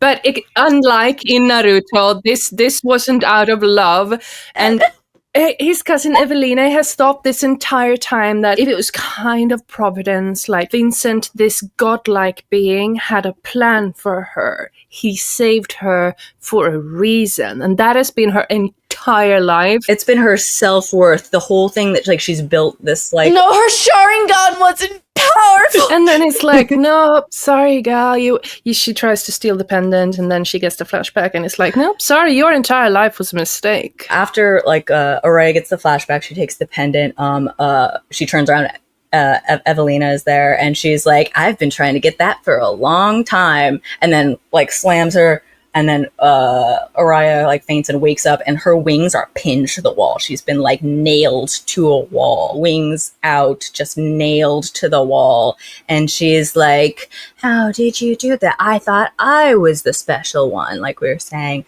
and like there's the whole like kind of villain monologue, almost kind of like, what makes you so special? I wanted to be the special one.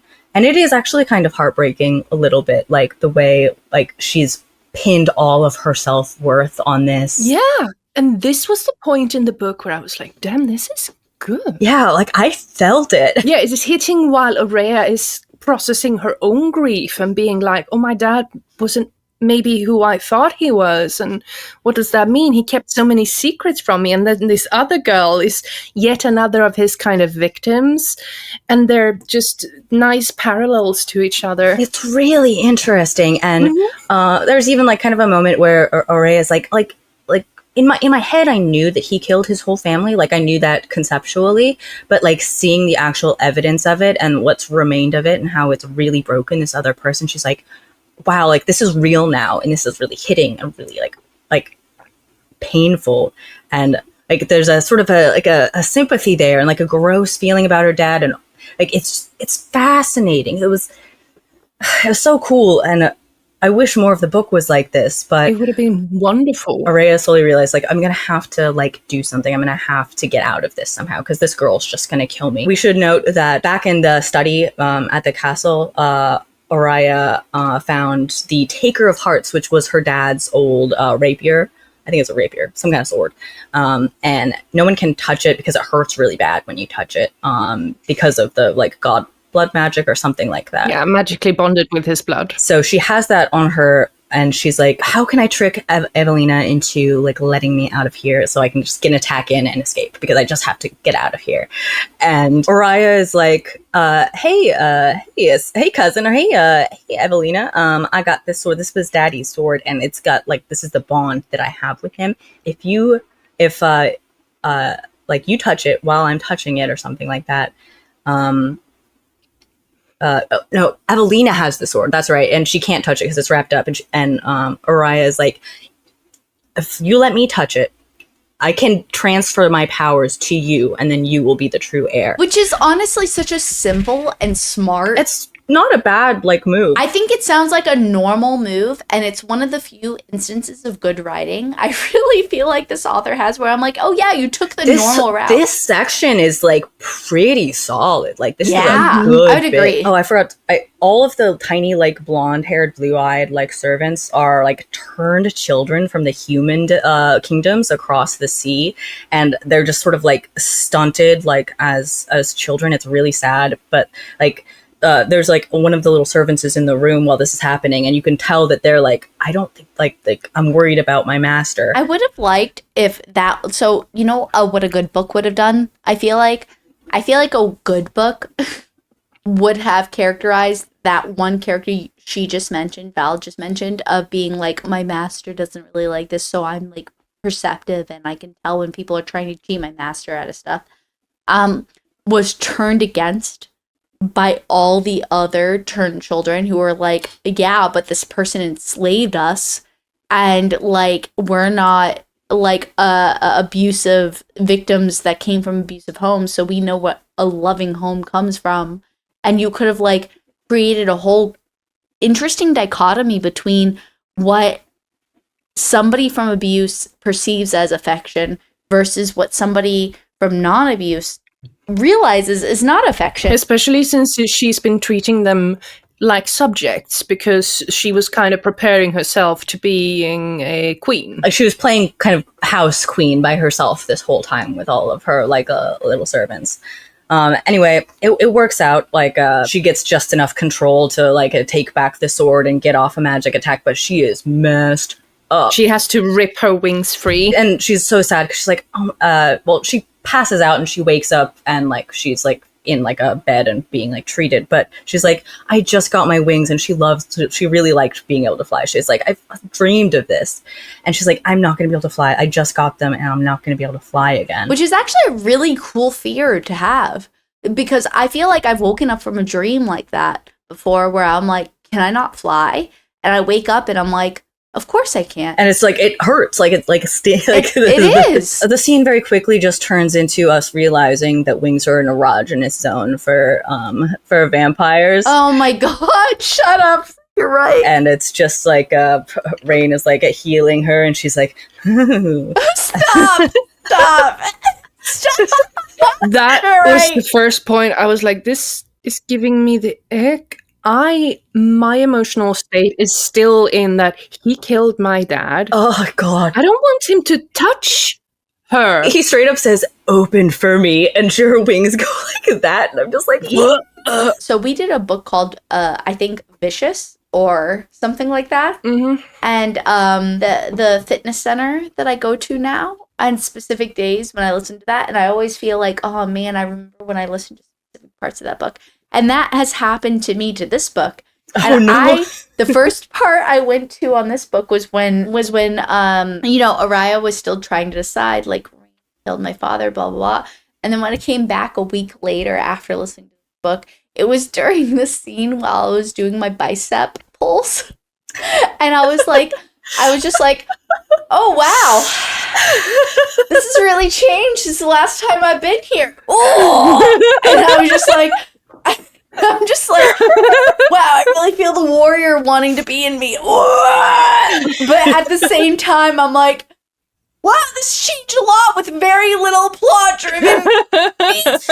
Anyway, after this ends this ends the part that's good. All of that is over now. Now we're back to like romance time. As soon as the sex scene starts, the book slides downhill, and it's not a sex scene. It's just like a. Does she have an orgasm? I think she has. No, I don't. No, I don't think so. It's just not like yet. She gets aroused, and she's like, "Oh, I bet he can smell my arousal." Can people stop doing that? He misinterprets her quickly beating heart as her being afraid of him. No, but it's like a rabbit caught in a, like, oh, I want to fuck that rabbit. I'm sorry. I'm going to zoom through some of this next part. Please do. It's inconsequential. That happens. Array's going to get better. She's going to be able to fly again. Don't worry, guys. Rain goes back to the castle because he's got king stuff to do. And they slowly make it back because Aria can't fly. And Misha and her train a bunch, and they talk about how Misha is like a priestess of the fire god or something. But she was sexually assaulted by a really horrible person, and that's the focus of her loss of age. They train, they have bestie moments, and like for whatever reason, Aria is not mad at Misha for like being involved in all of this and understanding. Misha sucks. Misha sucks so bad. She's nothing. Anyway, they eventually get back to the castle, and they're talking about having a party to sort of host like all of the vampires. Yeah, they need to like sort of have relations with or something. Another excuse for a hot outfit. They're like, let's do your wedding party, Aria and Rain. And they're like, no, we don't want that. No, not Aria Rain. No, but they talk about it, and then they're like, no, we're doing this for Vale and Lilith because they just got married. Very sweet. So they start making plans for that. And this is one next part that I want to highlight. This is when we start getting bits about how Rain is like a really good king, actually. So Aria gets like pissed off, and she's like, she wants to go stab people because that's something that she likes to do sometimes. So she goes to the human district and is like looking for vampires to kill. But wouldn't you know, there's not a whole lot of vampires out here trying to kill humans. And she goes into like the bar, and she's like, humans seem happy, and she's like, I could go for a piss beer right now. So she like sits down to order a piss beer, and Rain shows up, and he's like, hey, I'm here too, because he always shows up when she's in a place. And can I just say, as a quick thing, this book has a really weight on the need.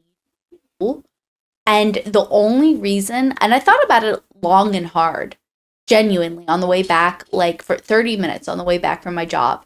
And I thought, what would make me want to give up my personal happiness for the others? And what would I be willing to sacrifice in lieu of other people being happy with how I supported them, and how I intrinsically gave value to their life, right? And I see that as a teacher. But that being said, in this world, I could see that in Aria being like, yeah, the humans. Like, it's such a built-in mechanism. So, yeah, I've got a quote that I want to read, but after you're done. Really? That's fascinating. It's because, like, I feel like she should draw, like, any manga, any anime, any movie, any TV show, any book that I've ever read of a ruler ruling, where I've bought them being like, I want to rule. It are the moments where I see the subjects being like, yo, you're a pretty fucking cool person. And being like, yo, like, thank you for being chill and stuff like that. And we get the tiniest bit of that in here, but with no effect at all. And I'm just like, so why does Aria want to rule? that's like one of the biggest issues I have, where she's like, oh, I inherited this bloodline. And it's like, she doesn't give a fuck about that, because originally she just only cared about Vincent. And we should never, anyway, that's like a whole other thing where it's like, we should have gotten her internal conflict. No, that makes sense. No, like why she actually wants to rule, which is very a huge thing in many parts, where she's like, I have to deliver my people. And we've never really truly spoken on that, but she doesn't actually give she does by description, by telling us she cares about humans. But other than that, there's no, there are so many, funnily enough, author invented scenes where we could have been given moments where Aria's like, I feel like I'm one of the people. I want to represent the people. I am the people. I need to rule for the people. And that's never actually developed. She's a girl boss assassin. She's not a ruler. It's all very shallowly developed. Aria sits down to drink beer with Rain, and she's like, hey, what's up with the human district? It's why aren't they killing each other? And Rain's like, that's laws. I'm just enforcing. It's illegal to kill people. And she's like, but it was illegal to kill people under my dad's rule too. But he's like, well, I'm enforcing it. And here's the quote. So we're clearly just supposed to. Oh God, I'm ready for this. You're thinking too small, princess. His voice was low, like he didn't want to be heard. You talk about vigilante justice, but I don't need vigilante anymore. That's what it means to rule a kingdom. It's the ability to change things. And I just know, this is just like Rain being interviewed. He's like, yeah, I may have gaslit my girlfriend into trusting me. I killed her dad. But my first week as king is going great. I already solved the American police system. Oh my God, I know. And, it's that easy. Liberal policy, girls. Dude, you just hit the nail on the head so hard. Even if you're not an American, I feel like you can still understand the concept where it's like, oh, you just fixed the inherent political and sociological problem that's inherent illegal. In our racism and prejudice. Oh my God, who would have thought? And it's so shallowly developed. And it's only used to make Rain look good and smart. He cares. He cares about humans. The author's trying so hard to be look how good he is. This isn't even the first time it happens. It's so... But it's very blatantly egregious. It's so cringy. I wish I had a pillow to hide behind when I heard that bit, because I almost died. And the thing is, it's great for smut. So if I were reading a pornographic novel where literally 95% of it, Dragon Actually, the novel, which is a novel. You referenced that in the last one. Yeah. Yeah, I know. I've mentioned it several times. But if that's what this book was, I'd be like, oh, I'll allow it.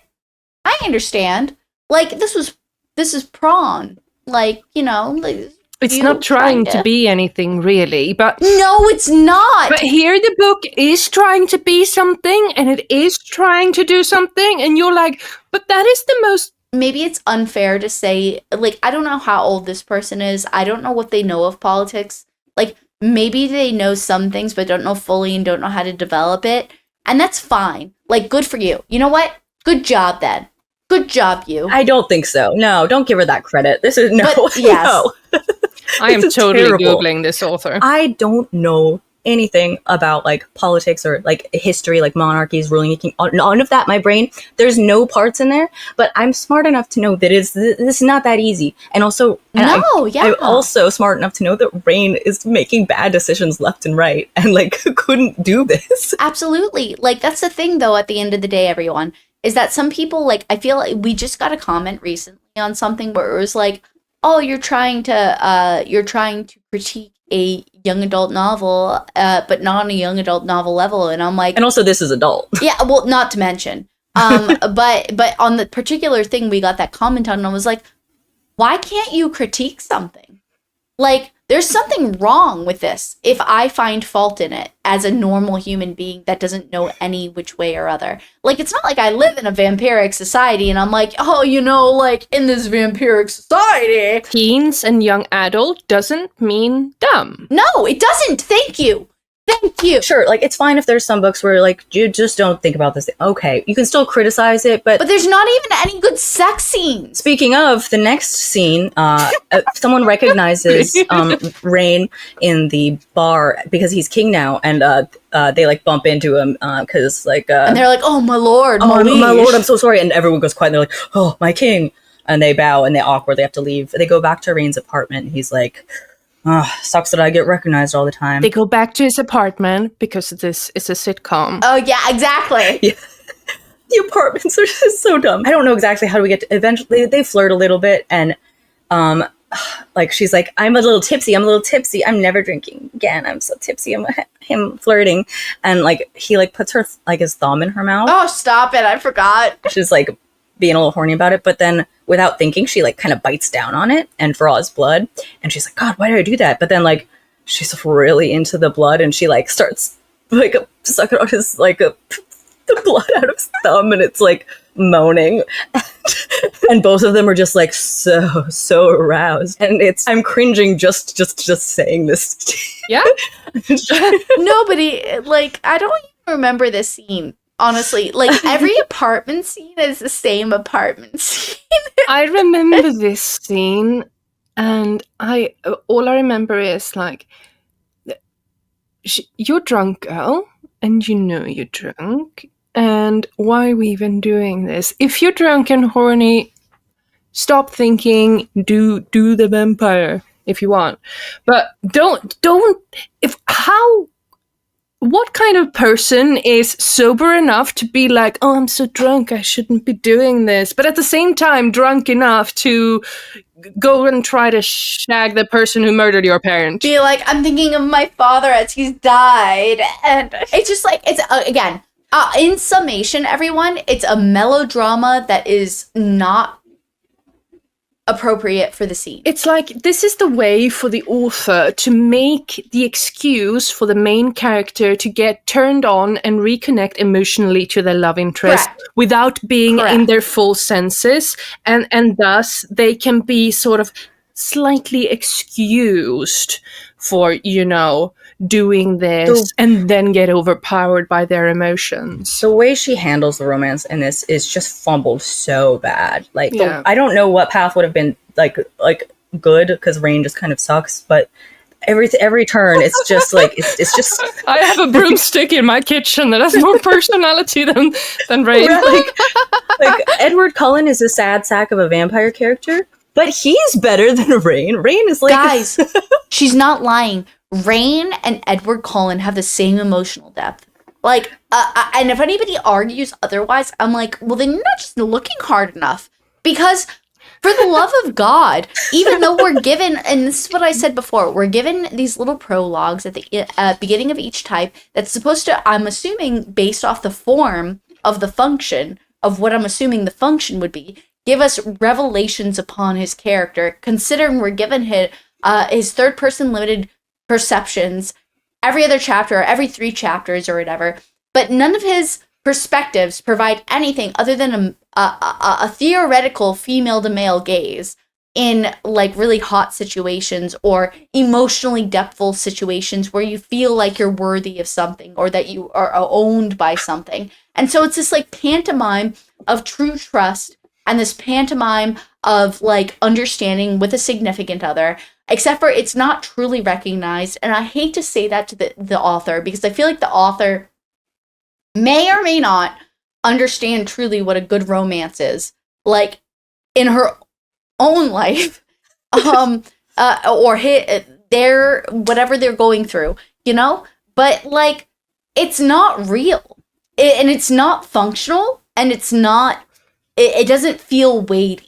And so when you get to these points where we've gotten to so far, it's like, wow, you've given us a lot of plot points, but all of them seem like empty jabs at a punching bag that doesn't exist. And the problem is, because we get Rain's point of view also, like, his point of view chapters are just miserable to get through, and like, the way he thinks about her is kind of infantilizing and like gross sometimes. When she's like angry, he'll think like, gosh, she's so fucking beautiful even when she's mad. I hate and like it! I'm just Stop! Stop! My anger is not for you to be turned on by. This author is making us hate him more than we have to by giving us these books. Absolutely correct. He's having a very reasonable emotional reaction to emotional trauma that you caused, and you don't get to be like, oh, it's making me like. There's a part earlier where like he's like thinking about like how pretty she is right after thinking about like listening to her cry herself to sleep every night through the wall, and I'm like, gross, stop. So disgusting. The one time I was at my grandparents' place and my husband was having like a whole episode, and it was like after about being a year and a half with him, and which is longer than they've been together, let me just say. But that being said, like he had an episode where he was like, and I was drunk for one of the first times in my life, and he's just like, no, I'm not a good partner for you. I need to go into the back room and not be with you and not sleep in the same room as you because I'm a Renaissance character. And he'll never see this, so it doesn't matter. And even if he did, he would agree. And so he ran off to my grandparents' other room, and I'm just laying there like, wow, that's gross. And I'm like, that's not attractive. But in this moment, I love this person and I want to support them. So how do I support them best in this moment? And I go in there and I bequeath to him, no, honey, you're not a gross person. But, like, in that moment, it's not attractive. I don't want to fuck him in that moment, you know? Like, it's like, I want to support you in that moment, and I want you to feel loved in that moment. And sometimes the author edges on that concept. But she keeps inserting the horniness into it in places where it just does not belong. It's like, this is not appropriate. It feels so predatory. Yeah, it's real weird, guys. It's real weird. Predatory is a good word. And I think I honestly don't think the author intended that. I really don't. I don't think so either. I bet you that is what she feels is expected of her, or what she feels that she needs to create in order to be a popular and successful author for the type of hit that she got for her first novel. It's almost like we're playing a game of that if Rain thinks about what he did to Aria, then he has to acknowledge it, and in turn she has to acknowledge it, and suddenly they can't be together and have the hots for each other, simply. It's not resolved in a meaningful way at all. It's like the author is like, realizes she wrote herself into a corner with how like bad like this guy betrayed her, and she's like, let's fix it. Quick little retcon, like let's forget about all that, guys. Look how much he cares. Look how he cares about humans. It's brought up a few times, but not resolved in any way. So they're planning this wedding for Vale and wedding party for Vale and Lilith, and we get word that Simon is coming, and Simon is the vampire, the brother of the vampire who was killed earlier. This point is when we know he's going to be a cunt, because who names their child, their vampire prince, Simon? Yeah, I mean, honestly, his parents hated him. What was the other one called? Nebulae or Nebulon? Neculi. So if we have Neculi, why do we have Simon? Yeah, we have Neculi, Septimus. They should have thrown an H in Simon somewhere to make it a little spicy. We're worried about Simon coming to the party. Rain tells Aria, just so you know, once I'm done using you with this like a Bloodborne like god stuff that I'm doing, then you're totally free to go. Once I'm done using you. Yeah. And she's like, thanks, babe. That's really sweet. And this is where before the party, Aria runs into our boy Cigarillo Septimus, and he's like, hey, let me tell you a story, kid, about... and with that vibe. And she's like, all right. She's really interested for some reason. And he starts like talking about the gods, and she's like, oh, is this going to be a story about the gods? No, it's a story about him. It's a story about his Bloodborne line. And I don't know if any of you remember, I didn't write down all the details. I just know that there's a prophecy because Nyaxia was like pissed at the Bloodborns. There was a bright young woman and a tired old king who had been cursed by their goddess. But the woman, she was an optimist. She had light in her life. She believed in the hope for the future. And because the king loved her, he wanted to believe too. So when they were pregnant with their love child, they went to a seer, and aside from just giving them the usual sort of vagaries, they got something they had never expected. They got a prophecy. Also, this is the first time we've heard about seers in this world. Correct. Yeah, totally. Correct. Don't ask questions. She just drops it in. It's like, here you go. They went to the carnival, and there was a tent there, and inside there was a seer, and just accept it, guys. Go along with it. And they got a prophecy, and this seer was known for making accurate and not, ridiculous prophecies. Because, you can't trust seers no matter what, even though in this world apparently seers are a thing and they should be trusted to some degree, so why would that thing be a thing? But that's fine. But this one, she used to be good. She used to not just make shit up, basically. But this time she said that this child will either be one who will be your salvation, or she will end your house, or he will end your house. And that boy, when born, was Septimus's older brother. And he lived his entire life loved and adored by his parents, and he himself believed in this prophecy that he was destined to do this thing. He was going to be the one to abase himself before Nyaxia and beg that she lift the terrible curse on their family that's persisted for hundreds of years. Or is it 2,000 years even? It's 2,000 years.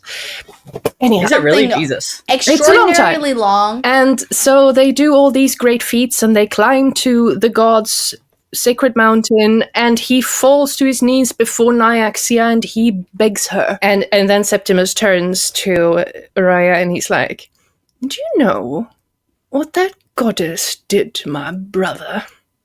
A fucking cunt. She laughed at him, and then she killed him. Which is such a good line.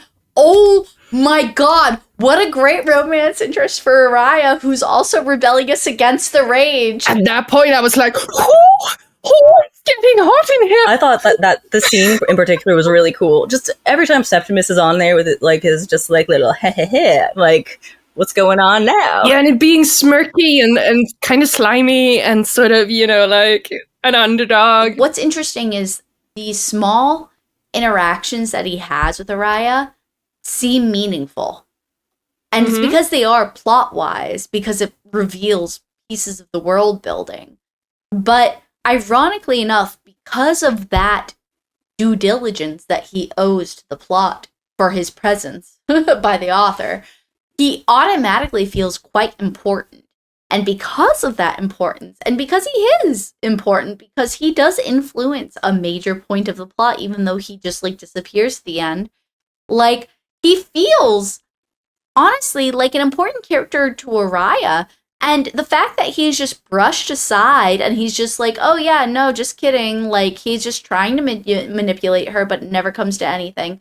I don't know. It feels like a humongous waste of plot space. She's gonna use him in another book. She didn't want to waste him here, I guess. It's it feels like that. That's what it feels like. It's like she was like, hey guys, you liked Rysand, right?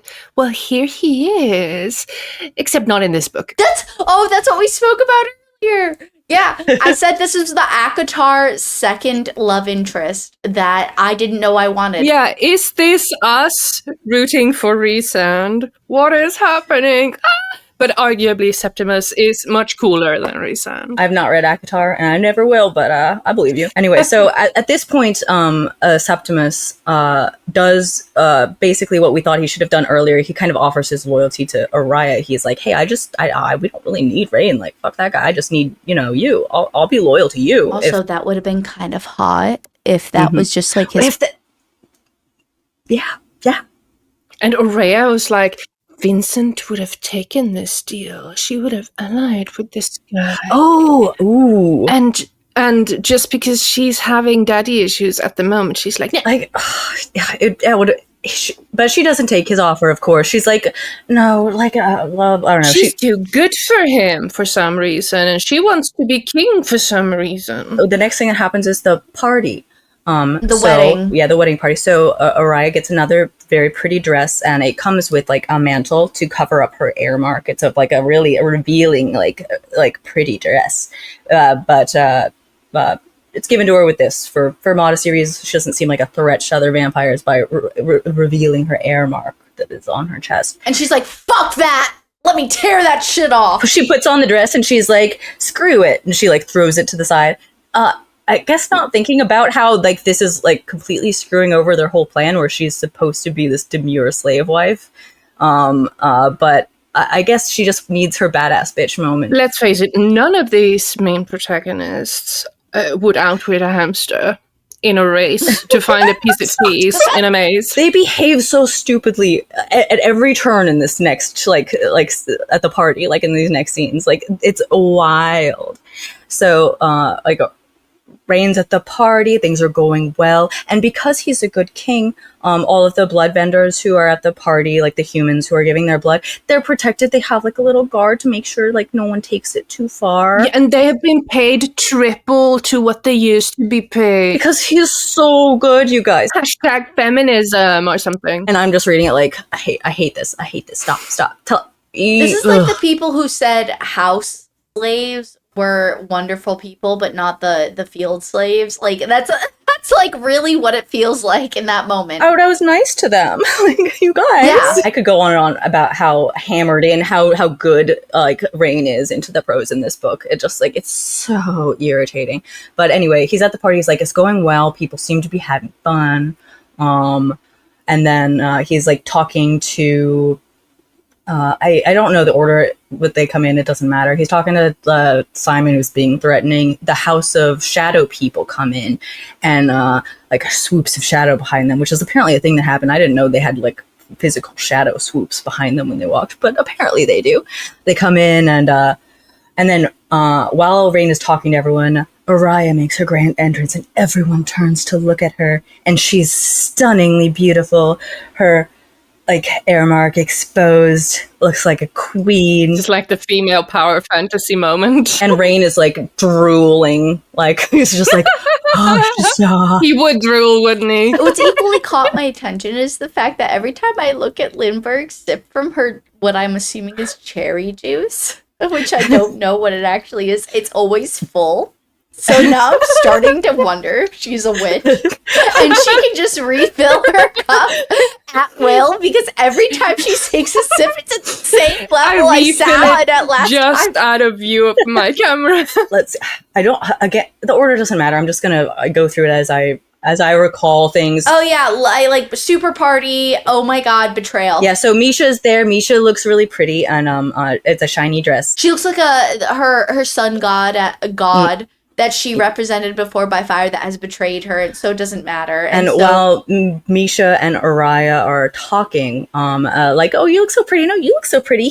Yeah. That's when the Shadowborn guys come in, and then Misha's like, oh shit. And she like bolts off, and we're like, oh, I wonder what that's about. Okay. Oh, and at this point too, Rain has kind of revealed to Aria that he has made a deal, or he has proposed a deal to the Shadow Prince in order to try and get rid of the House of Blood and Septimus. After he's done talking to like Simon, who's like a big scary guy, Simon goes over to Aria and is like, hey girl, you wanna dance? And he asks it like threatening style.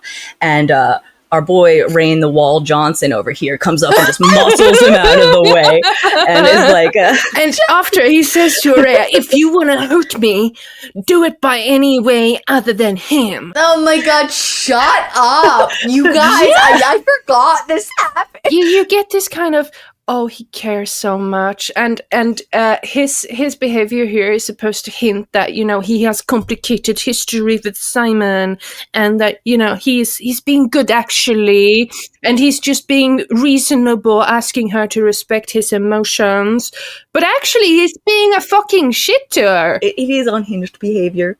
They dance, and they tango, and they're so in tune. It's a horny dance scene. So it doesn't matter. It's because they can obviously feel each other's bodily movements back and forth magnetismically. Maria's kind of like, hey, he seems like a little bit like sway. Like, why is he a little like not clumsy, but just like a little bit looser than he should be? Lo and behold, wouldn't you know, he's been poisoned, ladies and gentlemen. Yes, honestly. We've been suspecting that there is a betrayer amongst us. That is the biggest, clichéest most over dramatic trope I have ever heard in the No. Actually, it's the trope. It's a scene out of Looney Tunes, let's say it. They're at a big masquerade ball that's super cool and super sexy, but the one thing that's going to take away from the sexiness is poison or mind control. But not deadly poison, just slightly debilitating poison. Rain's been suspecting that that he has a betrayer amongst his close allies. Considering he's not friends with any of them, that doesn't surprise me. He thinks it's Vale because Vale was the one who was the war master of the previous king who mistreated him horribly. He doesn't trust Vale, but red herring. Yeah, no red herring. But wouldn't you know it?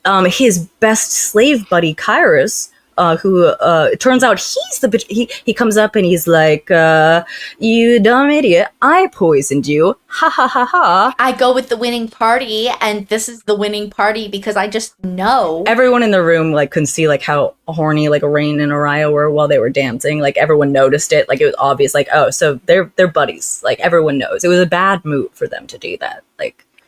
Very stupid. Anyway, everything goes to shit. Rain is yeeted off. He is. I think Septimus approaches Aria and he's like, "So you're a really good actress, are you?" And she's like, "What are you talking about?" And he's like, "Oh, you're not a good actress, are you? You guys are actually working together." And she's like, "What?" And he knocks her out.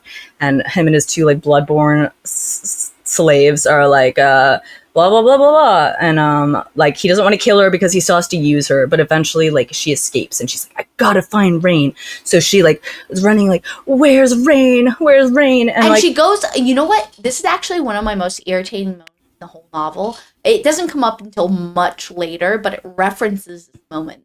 She goes into a bloodlust where she starts just killing people. It's because she's so angry. Oh God! And later on, she specifically references this moment. Says, sorry, I have a bit of a stuffed nose, so I keep slurring my words. You're good. But the point is that she keeps referencing this moment later on where she's like, "I really wish I could acquire that mindset that I had in that moment where I was in a bloodlust." And it's just dude, I don't even, first of all, I don't I get that you were worried, but second of all, it's what it feels very video gamey where she's like, "Wow, I don't know how to acquire that fighting style or that whatever that I must magically inherently have that never comes up ever except for in this one moment where my beloved was in danger." What series of buttons do I have to press to get into barbarian rage? Yes, see, that's exactly. Actually, that makes it better. How do I unlock my bankai? Yes. Both of these ladies are correct. It's oh wow, I have a bankai / barbarian rage. How do I engage that? Oh, I don't know. Maybe it's because I love somebody. Maybe it's because I'm in love. It doesn't come across as true. I've read maybe twice only that I can think of off the top of my head where I'm oh, that worked. Where I'm oh, barbarian rage because somebody you care about is in trouble. And I'm yeah, I buy that based off of the pre-existing scenes you've built for me that I can see how this but again, only specific characters can inherit those roles where you can believably think, oh yeah, that character would go into that mindset. It's like last time when she had to be fear is just a collection of physical responses to Asis or magic, but this time it's lust is just a collection of physical responses. Yeah. Aria is not guts. She did not, you know what I mean? This is not, anyway, it doesn't matter. The point is it doesn't come off as believable is the biggest problem. She finds Rain, he is chained up in in front of a window, in a tower, as the sun is setting and he's being burned by the sun. Rising. Rising, my bad. And he's slowly being burned alive because this is the and he's Aria, don't save me, it's not worth it. She's of course I'm gonna save you. It doesn't matter. It's because I have I have Alice. Wait, what is it called? The Alice the Madness Returns, when she goes into berserker mode. That's basically her. She's what? And she just kills everybody. And I'm bro, why can't you access this skill on a normal basis? What the fuck? They run off back to Rain's apartment. Again, it's another apartment scene. And this is where they have sex for the first time, for real this time, though. It's excruciating. It's excruciating to read. It's like they drink each other's blood. And we start in her point of view, and in the middle we switch over to his point of view, and it's just... Ugh. And then they fly off into the distance where Jessamine, her not yet. Not quite. Oh, really? Because after they have sex, they have a little conversation. He's like, "Here, I got you something," and it's like he got her some of her mom's stuff because he's been scouring the castle for her mom's memorabilia, essentially. So he has a drawing that Vincent did of mommy, and she's very pretty, looks a lot like Aria, very sweet. And I think he also gives her like a bracelet or something, some kind of piece of jewelry. It's a ring and a necklace, I think, because a ring, necklace, bracelet set. There's a set of it. And after that, they talk like politics planning. They're like, what are we going to do? What are the pieces? And Rain is like, you can totally leave. I got you a ticket out to Human Kingdoms. Get out of here, girl. And she's like, fuck you. I'm going to stay here and fight. And then they do politics planning. And this is where... I just realized Will's comment on the side is I thought it said don't forget to pee so we wouldn't be interrupted, but it is in fact don't forget the pee, because they swim through pee to get back into the Callus. They swim through like a sewer system that is just described as so gross, like it is like feces and piss water, and the author lingers on it so much. She's like, it's rancid, putrid, shit on his face, and they're splashing each other playfully with the piss water. It's actually kind of weird. Like, it doesn't linger on it in a humorous tone, although she does attempt that. It lingers on it in like an evocative tone, which is very strange. It was indeed sludge by the time we made it to the castle, the liquid too thick to be called water, sticking to my skin and hair every time we rose to take a precious gulp of air. The smell was so putrid that even those seconds above the surface weren't such a treat anymore. No matter whether I breathed through my nose or mouth, I could taste it. Ugh. And they're just like coded in it. Here he was, the Nightborn King, drenched, wearing ill-fitting cheap leather, his face completely covered in shit. So, like, it's just like she's like in there, and I'm just like, why are you doing this to me? Girl wanted to do a grimdark suddenly. Like, does this girl like have like all fluids? Is this like an all fluids kink situation that we're working with? People might, like, if they get to this point in the video, they might be like, oh, you're looking too hard. No, seriously. Like, in the way that it's written, they splash each other with it, and they're like, yeah. And this is the kind of book where we don't mention that people go to the toilet, for example. Yeah, it's very clean in that sense until suddenly we're just swimming in it, and after this, they don't get a bath for a week. Seriously, it reminded me, if anybody knows of Ren and Stimpy, it reminded me of a Ren and Stimpy skit that happens in one of the episodes where it's just like it lingers over the particular sensations that disgusting things bring you. And I was just like, oh, that's interesting, because she's really good at it, genuinely, like sensationally. Yeah. Like when she describes Aria feeling on the brick walls for things, like she describes it really well. And so I'm like, man, this author is good at writing in some places. It's just like, it's the weirdest thing. Yeah, same thing when she is grieving Vincent. Like, there is some visceral stuff there. It almost lands completely. And then there's just really weird stuff in between that. Such as, Rain shook his hair out like a dog, sending splatters of rancid liquid over my face. I wrinkled my nose. Ugh, watch it. What, is that too much piss for you? He pointedly looked around. Not sure that's the problem, princess. I flicked a handful of water at him. They're just playing. They're playing. I'm sorry. They're playing in poop. It's so... This is right after the first sex scene of the book. The tone is so weird. Well, maybe the author is trying to tell us something. The wet dog thing actually caught me by surprise. I was like, wow, there's a weird amount of humor in a weirdly humorless space where humor is not the normal mode for things. And I'm just like, she's okay at writing it, but she didn't write it in the right spot, and I just don't get it. That one, like... it just like hit me in the face. I was just like, what? I was like, okay, fine. Okay, fine. And it hit Rain in the face, too. Oh, God. Anyway, so they're sneaking back into the castle because they need to rescue Misha and get whatever Misha, thing. get the pendant, and Rain has to kill Simon or something. Misha kills one of the shadow guys that they meet as well. Aria goes back into her room. She's like, where's my pendant? I can't find it. But Misha's in there. And she's like, oh, Misha, yay, we're going to save you. Come with us. And they run into the night, the Shadowborn prince out in the hallway who for 5 seconds was really scared of. And Misha just goes animal mode, just like stabs him in the chest, like over and over again. And you're like, instantly, you're like, oh, so this is the dude that turned her, that like sexually assaulted her and left her for dead. That's not a surprise. And then it's told to you and you're like, wow, that's not a surprise. And then we're like, I don't really care about Misha's character, but okay, so we move on.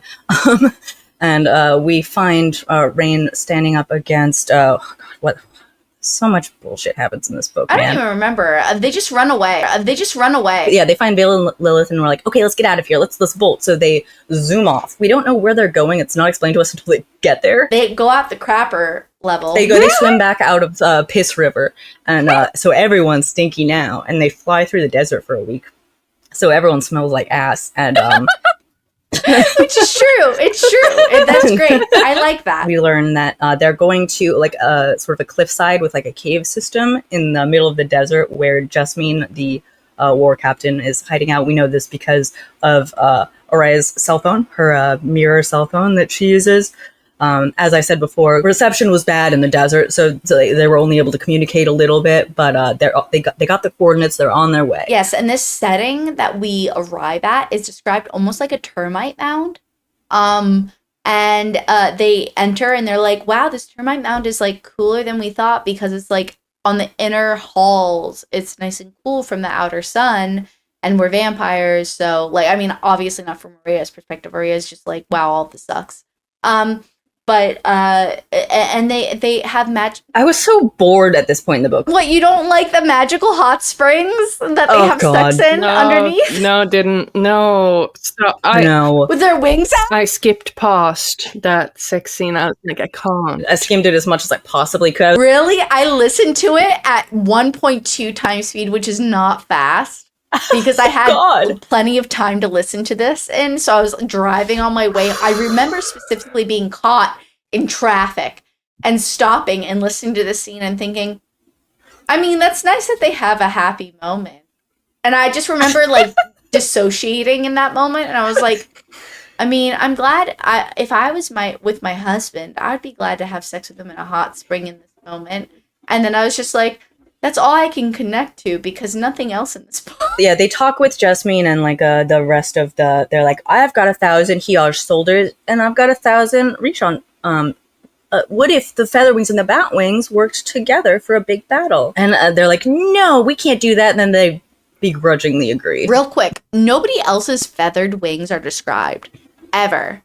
Like, nobody's wings are exclusively used for erogenous zones and like hot sexual value. And that's really irritating. There's no like societal meaning behind it, like cultural, like what do the colors mean? Like, what is this? Like, is there some sort of like history, like anything? Give me anything. No, it's just sexy. And they hint at that in the first book too. Mm-hmm. So that's why it's like, oh, Vincent, her father, had like red highlights on his wings, which was his bloodline or something, and she had that, which is like an inherent value that she is his daughter, and therefore there's some like type of value to it hereditarily. And it's like, no, none of this matters. We don't give a fuck about this. All we care is if we touch a certain part, you get horny. And Misha at this point tells Rain about like her trauma with the Shadowborn King or whatever, and Rain's like, dude, that sucks so bad. We don't care. Misha sucks. I'm so tired of female characters having sexual assault as a defining character feature and their main point of backstory. And it's even worse because this character is nothing anyway. Like, it's just exhausting. Main point of everything. And you know, she would have been very interesting if actually she had sided with a certain, like, if she had some type of internal struggle with what is the... Because we're told, although we've not discussed it at all, the white the white, what is it called? Not pandemic, the white pantheon. Pantheon. Yeah, we're told about the white pantheon. And I think we mentioned this in the last video, but there's a lot of world lore that's just like swept under the rug. And it's like, bro, you actually made some pretty, like, I wouldn't say fun, but you could have developed it and it might have been fun lore, especially because in this book, as Val, I'm sure we'll get to at some point, we get this one character who is a goddess of the unknown, and she sounds like a fucking, like, the angel of lore, where it has, like, a million wings and a million hands and whatever. And that is so cool. But that doesn't, like, I just hate that I really do feel like this author felt peg-holed into a specific shape. And she was like, I have to fit into this specific shape, otherwise I won't be successful. Because that's what it really feels like. But anyway. After this, they sort of like train and they plan a little bit. And then they just march on, what's the city's name? Sifernage or something? Yeah. They just march back on the city like, oh, let's attack with all our troops, guys. War planning complete. Let's go. And what's the long story short of that, Val? The long story short is they show up at the city. They're doing a big battle. And then Rain flies up to fight Simon on the balcony and is about to kill him. And then he looks down at his chest and he's like, what's that fucked up, toothy, veiny thing in your chest? And we realize, and then suddenly, like, Cigarillo guy, Septimus, is over there, like, just smoking. He's like, ha, ha, ha. That is literally how it comes off in the novel, like, anime style, like, sitting on, like, a statue. Mm-hmm, like, he walks out like a little villain, just like, oh, look what I have done. And we realize that, Septimus has taken Aria's pendant, and with the god teeth that he mentioned earlier that he'd collected from that dead god, implanted it into Simon's chest and turned him into some sort of god vampire abomination of a creature that should not exist and is too powerful to kill. So that's our big bad that we're dealing with, and eventually, I think. Let me see. Blah, blah, blah. Magic explosion. Aria shows up to save Rain, who's getting fucked up in this battle. They both somehow survive in the end. Aria almost dies. She, like, falls off. She's like, oh, no, I'm falling. And then Rain, like, reaches down to catch her. Literally, slow-mo evanescence style. They reference the painting in the first book that she saw him looking at the first time of the fallen angel, and she's like, he wasn't reaching for the gods, he was reaching for me. And then he catches her, and he like zooms them off to like a human village, and we learned that while Rain was like going through all of Vincent's old stuff, he came across the name of like a random like healer in one letter, and he's like, I'm gonna find this healer. This is the healer. This is healer. Wouldn't you know, they land, and he's like, where's this person? She's like, I'm right here. Ooh. Imagine like landing in a city looking for one person, and you're like, where are they? And they walk outside. They're like, hey, it's me. I know. That's how I felt. This might be a stickler thing to bring up, but according to Swedish custom, a city is a place that has more than 50,000 inhabitants. No, I think this is very reasonable. Like, is this like, if it was a village, if there were like 5 houses, sure. Yeah. But a city? It's just incredible. This was the, if anyone was to lose their interest at this point in the book, this would be the point, because it makes no truly logical sense how he could possibly come across this particular character so easily. Don't worry, guys, it all works out with the combined healing effects of Rain's blood and this woman, her name is Aria, yes. She is healed. And when Aria wakes up, we discover that, wouldn't you know it, Aaliyah is her aunt. Aria recognizes her from before Vincent lost her memory. Got her. Murdered everyone. And she's like, oh my gosh, that's my mommy's sister. That's so cool. And that's literally it. Yeah, they talk a little bit. We learn more about the god Acacia. Is it Acacia, the god of the Acacia? You're right. The goddess of the unknown. Which I like the term for occasional, as in like maybe not. Oh. So I like Acacia as the name. She sounds really neat. Like, I like some of the god stuff. Like, it feels like she put some love and care into the like thinking about these gods when she was making them. She's like the goddess of a couple of things. Healing is one of them, but she's also the goddess of like searing and the unknown and stuff. Auntie is a healer. Her mother was also sort of a priestess of this this goddess, a seer or a sorceress type, but she was more of the mystic kind of sorcery.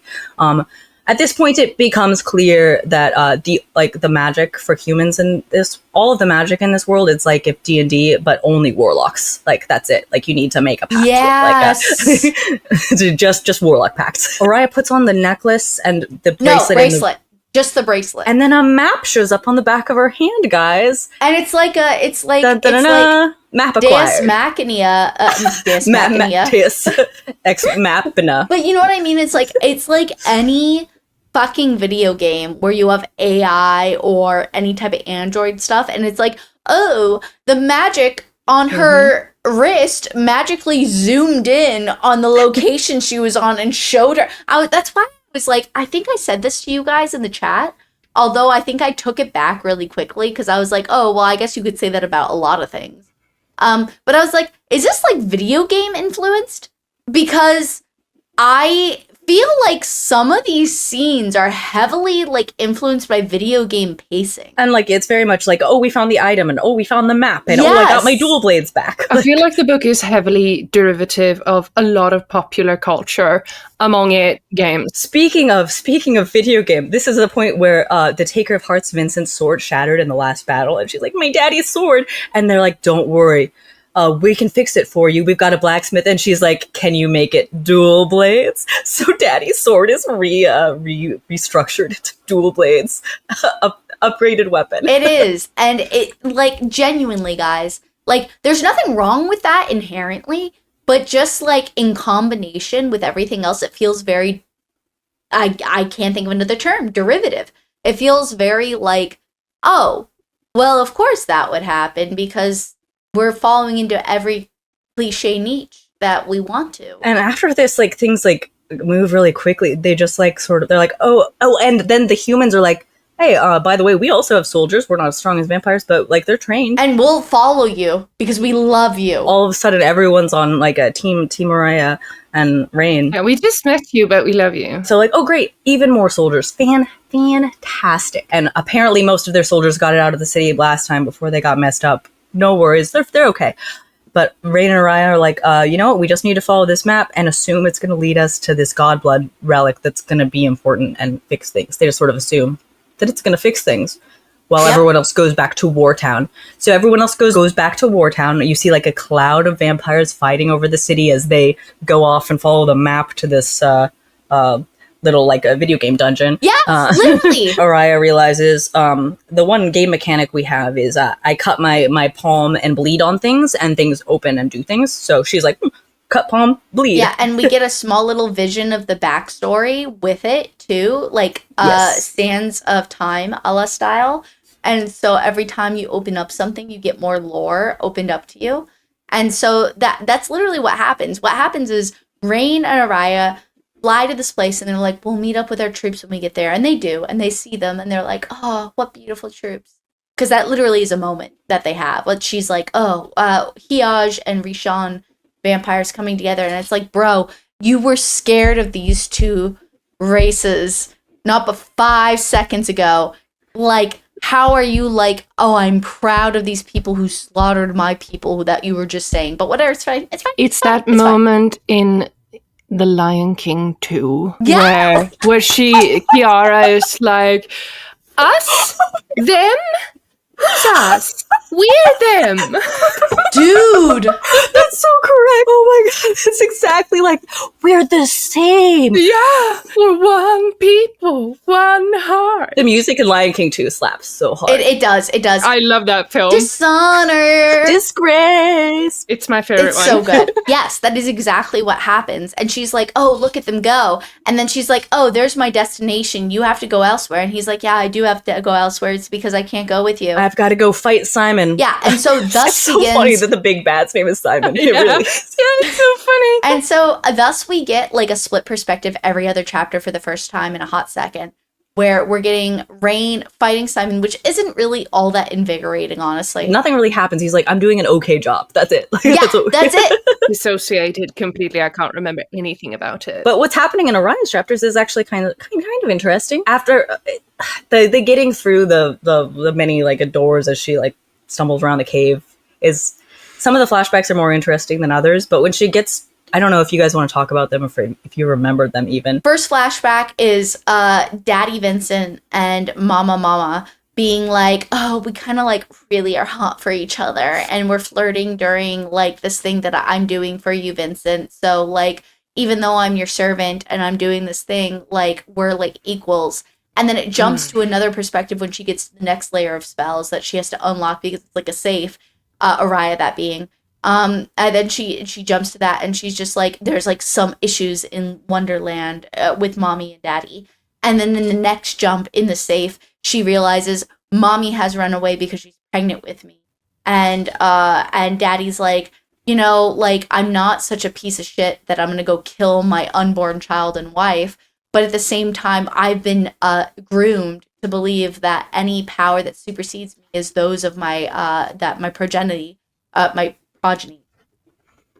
And so I'm fighting against my baser instincts to like allow the love of my life and potentially the second love of my life, or first, depending how you view children, to live. And then you get his flashback, which is what we get in the first book, like in the prologue, which is when he finds, and when he finds Aria and he bites her, or she bites and we learn that he was intending to kill her in this moment. Yes, just like all the other things, and he's just like, no, I couldn't. And this is all actually, despite the fact that I'm saying this very low key, like, because there was a point earlier where we're like, we don't really know, like maybe Vincent like R-worded her mom. We don't know this, but so it was really affecting for Aria to be like, oh, they did love each other, and like to see that and like have that sort of, and it's well portrayed too in these scenes, and that's where I'm like, okay, so this author knows how to write. She just doesn't know how to reel things in and how to specify the more important parts. Like, I don't know if she's written short stories before now or other stories, but it just feels like somebody who was given a lot of, what's the term? I don't know, like a lot of leeway, and she took advantage of that, but unfortunately she couldn't focus the more important parts on the things that actually worked in her writing. There's a quote I want to read, because at the very like bottom part of this, like the last one, she sees like sort of a physical like apparition of her father, who's like mostly real, like real in all the ways that matter, kind of like, and has like a little conversation with him. And this is the part where like I almost teared up a little bit, because some of the things he says, I was just like, ow, that hit, that really like just twists like in a place that's real and like affecting. Yeah, like, I'm with you. Go read. I tried, Aria, he muttered. I tried. I understood the depths of what he was admitting in those words. Centuries worth of brutality ingrained into him, revered above all else. Millennia worth of generations of bloody ends and bloody beginnings. I've never seen Vincent admit weakness before, and those words were a concession of so many failures. And yet, I'm still so angry with him. It wasn't enough, I choked out, fractured with an almost sob. His throat bobbed. I know, little serpent, he murmured. I know. He tried to stroke my hair, but I felt nothing. That he had tried, that he had failed, that he had loved me anyway. I would carry all of that forever, for the rest of my life. I love you, I said. Because it was true. After everything, it was still true. I didn't wait for him to say it back to me. I wiped the tears from my cheeks and turned away. And that's just so affecting. As any, like, you have a relationship, like, with anyone who has had a complicated relationship with a parent knows, like, the pain and like love, like you love them despite it, you love them through, like it's just, oh, it hit me in such a like ugh, like a mommy issues place for me. Ironically, a human being that is faulted but still showed a certain level of love that is surprising for that person who should have otherwise only been an asshole. Like I've also had that, and so like it's like that was again best part of the book. Their relationship is like, yeah, like if that had been the focus of it, and we didn't waste all our time like with. If this was the book, it could have been a beautiful book. Oh, it could have been so good. Like, just get rid of Rain and make it about these two, and like that relationship. Yeah, this is the conflict that has some actual drama, actual feeling, and are actually drawing from something that is really relatable to readers. I feel like it comes from someplace important from the author. Like, I don't know if that's true or not, and like I can be told otherwise, but the way it's portrayed feels very important, like in a different way than every other part of the novel does feel. Yeah. And even in the first part of the novel, I feel like it was given a special place of pride. And in this novel, it feels even more like sanctified. And to have it enacted in these moments of true, like there's a ritual happening and there's blood sacrifice being given. And that's what you are allowed to receive in response to your blood sacrifice, is the knowledge of what your parents' love was. Like, that's really fucking moving. Like, holy shit. But no, then she just turns around and goes back to Rain, and we're back in boring town, and it all feels cheap. Yeah, it's fine. How was this the journey? How was this the takeaway? We took all these steps up this mountain. Yeah, up this emotional mountain, and we went somewhere, and now we're just gonna jump back on Rain's dick. Aria comes up, and she's like, oh no, Rain has been defeated by Simon, but Simon is almost defeated. I call upon you, Necraxia, or whatever the fuck her name is. Nyaxia. Nyaxia. Honestly, I didn't know that you could just call down gods like willy-nilly, just like, oh hey, God, come down, and she's like, yeah, what's up? Well, she did have god blood in her hand, because through all these efforts, she did acquire god blood, like true god blood. I thought she had to drink it first for some reason in my head, but I guess that she just that's fair, because she asks her father in her dream state. She's like, do I drink it? What do I do with it? And he's like, you can do whatever you want with it, but no matter what you do, it'll serve you. And I'm like, okay, that's fair. I can see that. But then she goes above, and I actually like her choice. I like that I was kind of like, I was wondering, oh, are we going to get the melodramatic moment where she sacrifices her humanity for her lover, and she drinks the blood and she becomes some monster, and then he hates her, and then we're going to get a third part of this where she's like a horrible monster creature. But in some ways, we're not given that luxury, because in some ways that would be a really interesting character study.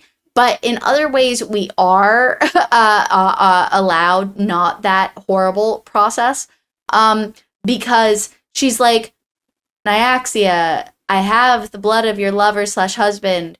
Please come back and give me a Coriolis bond with my love of my life, Rain, and I will give you this blood. And Nyaxia's like, bitch, you're cute, but not that cute. And so she takes the blood and she's like, ask my sister, peace, bitches. And then her sister, of course, is what's her name? Acacia. And she's like, Acacia, goddess of my mother, please respond to me. And Acacia comes out and she's like, oh yeah, I like the unknown. Yeah, I'll give you a Coriolis bond, which is what you wanted originally with your father, which is what you want now with your love of your life, which is also known as Rain, apparently. And yeah, and then they end up with twin tattoos, and they're super sexy. Front and back, they have each other's tattoos now. It's so cute. God, the romance in this book sucks so bad. Rain is such a nothing. I mean, and honestly, Aria is a nothing too, but Rain is so...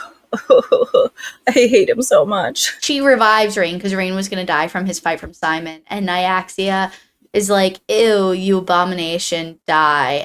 And Simon dies. And she takes up the blood, and she's like, yeah, but I have no gift for you, shit, to Aria. And we're vaguely told that Nyaxia is going to be a problem for them later, probably, but that's the plot for a future book. Acacia's like, maybe not today, maybe not tomorrow, but my sister's going to be an issue for you. It's because by giving you this Coriolis bond, I am negating years and years and years and years and hundreds of years of war between two different races. But also, like, I don't see how that matters. It's because there's still racism.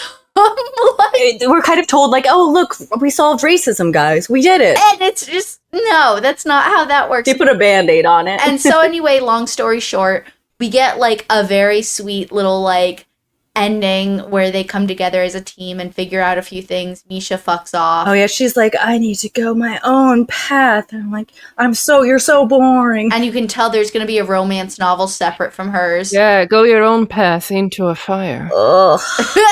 No pun intended. I love how much we all hate Misha. Misha's just a waste of space. She's such a waste of space. Every time she's on page, I'm like, I feel so mean hating on her, but she is such a nothing character. She is not real. She's not a person. I'm not being mean. It's really the author who is just doing this to us.